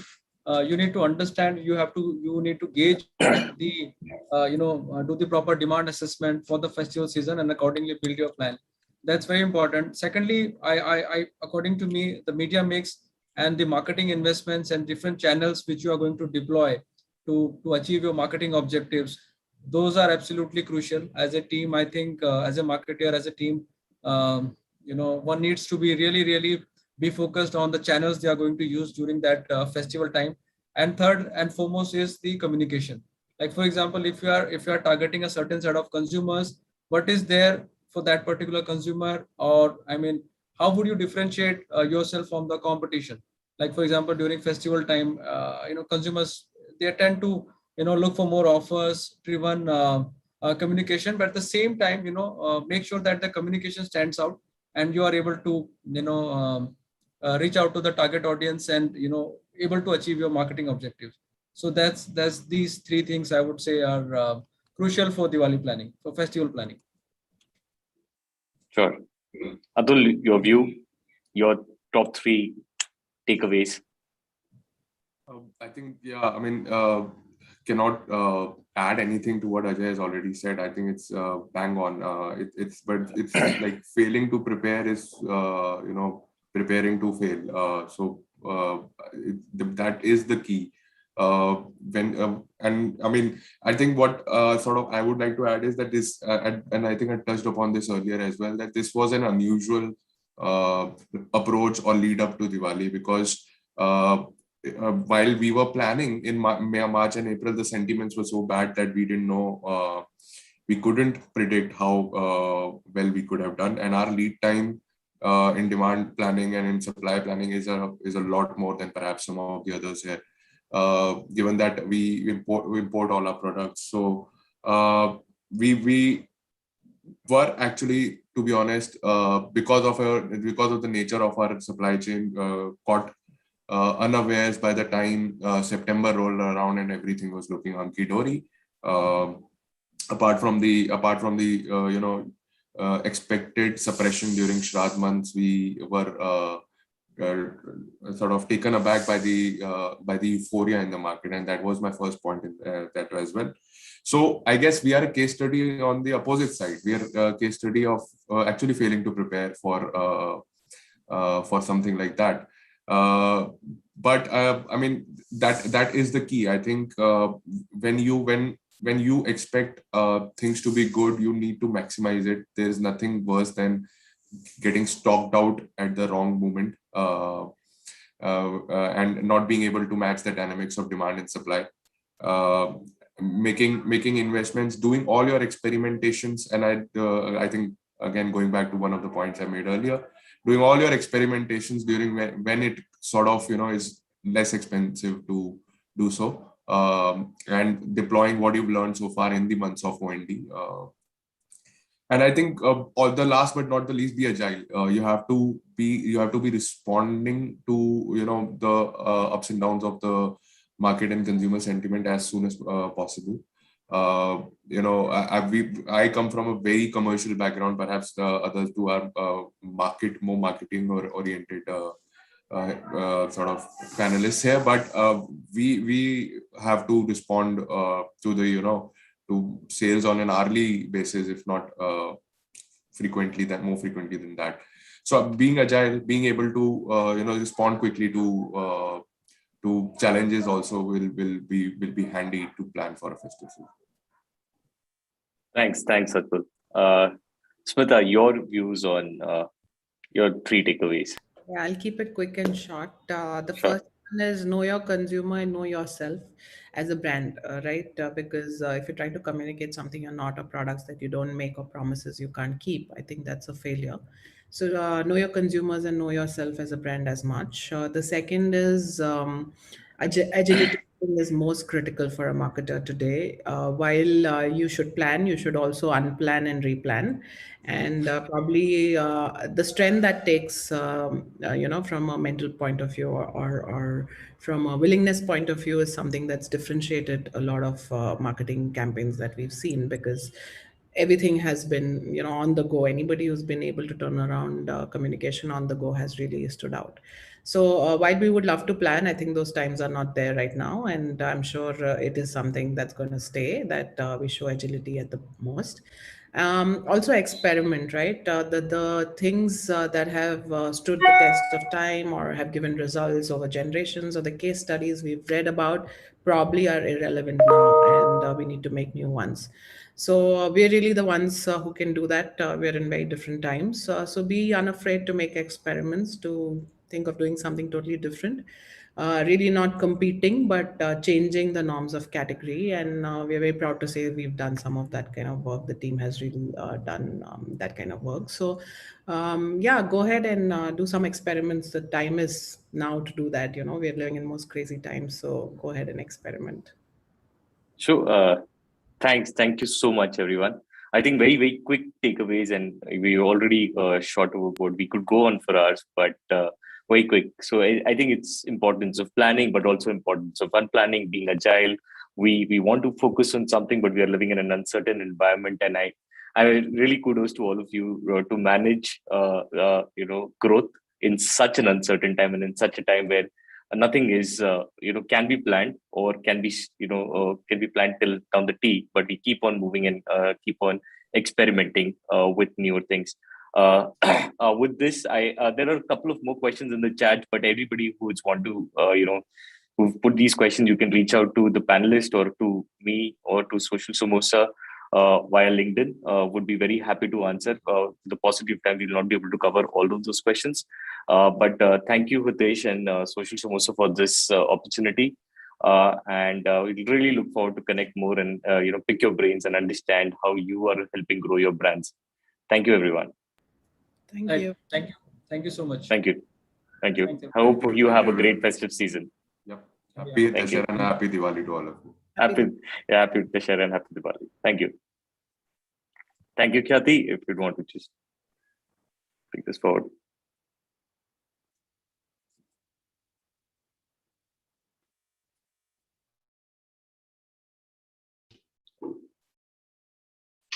Thank you. Thank you so very much to all our speakers, and of course our moderator, for that wonderful session. What a day, what a session. With this, we conclude day 2 of Social Samosa Presents Festive Marketing Week.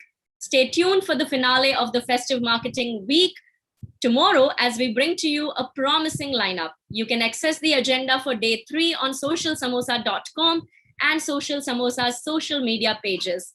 You will also be receiving a mailer of the agenda and a small survey if you are a subscribed person of our mailer database. Ladies and gentlemen, this survey and feedback form will also be available to you as soon as you log out of this platform. So request you to please share your feedback with us. You can also share your thoughts with us about the Festive Marketing Week on our social media handles, or write to us at team@socialsamosa.com, team@socialsamosa.com. Once again, I would like to thank our gifting partners, Tetley Green Tea, the Man Company, White Light Foods, and the Sassy Teaspoon. Stay tuned into Social Samosa Festive Marketing Week for the final day tomorrow. I will see you then. Have a good day, everybody. Thank you.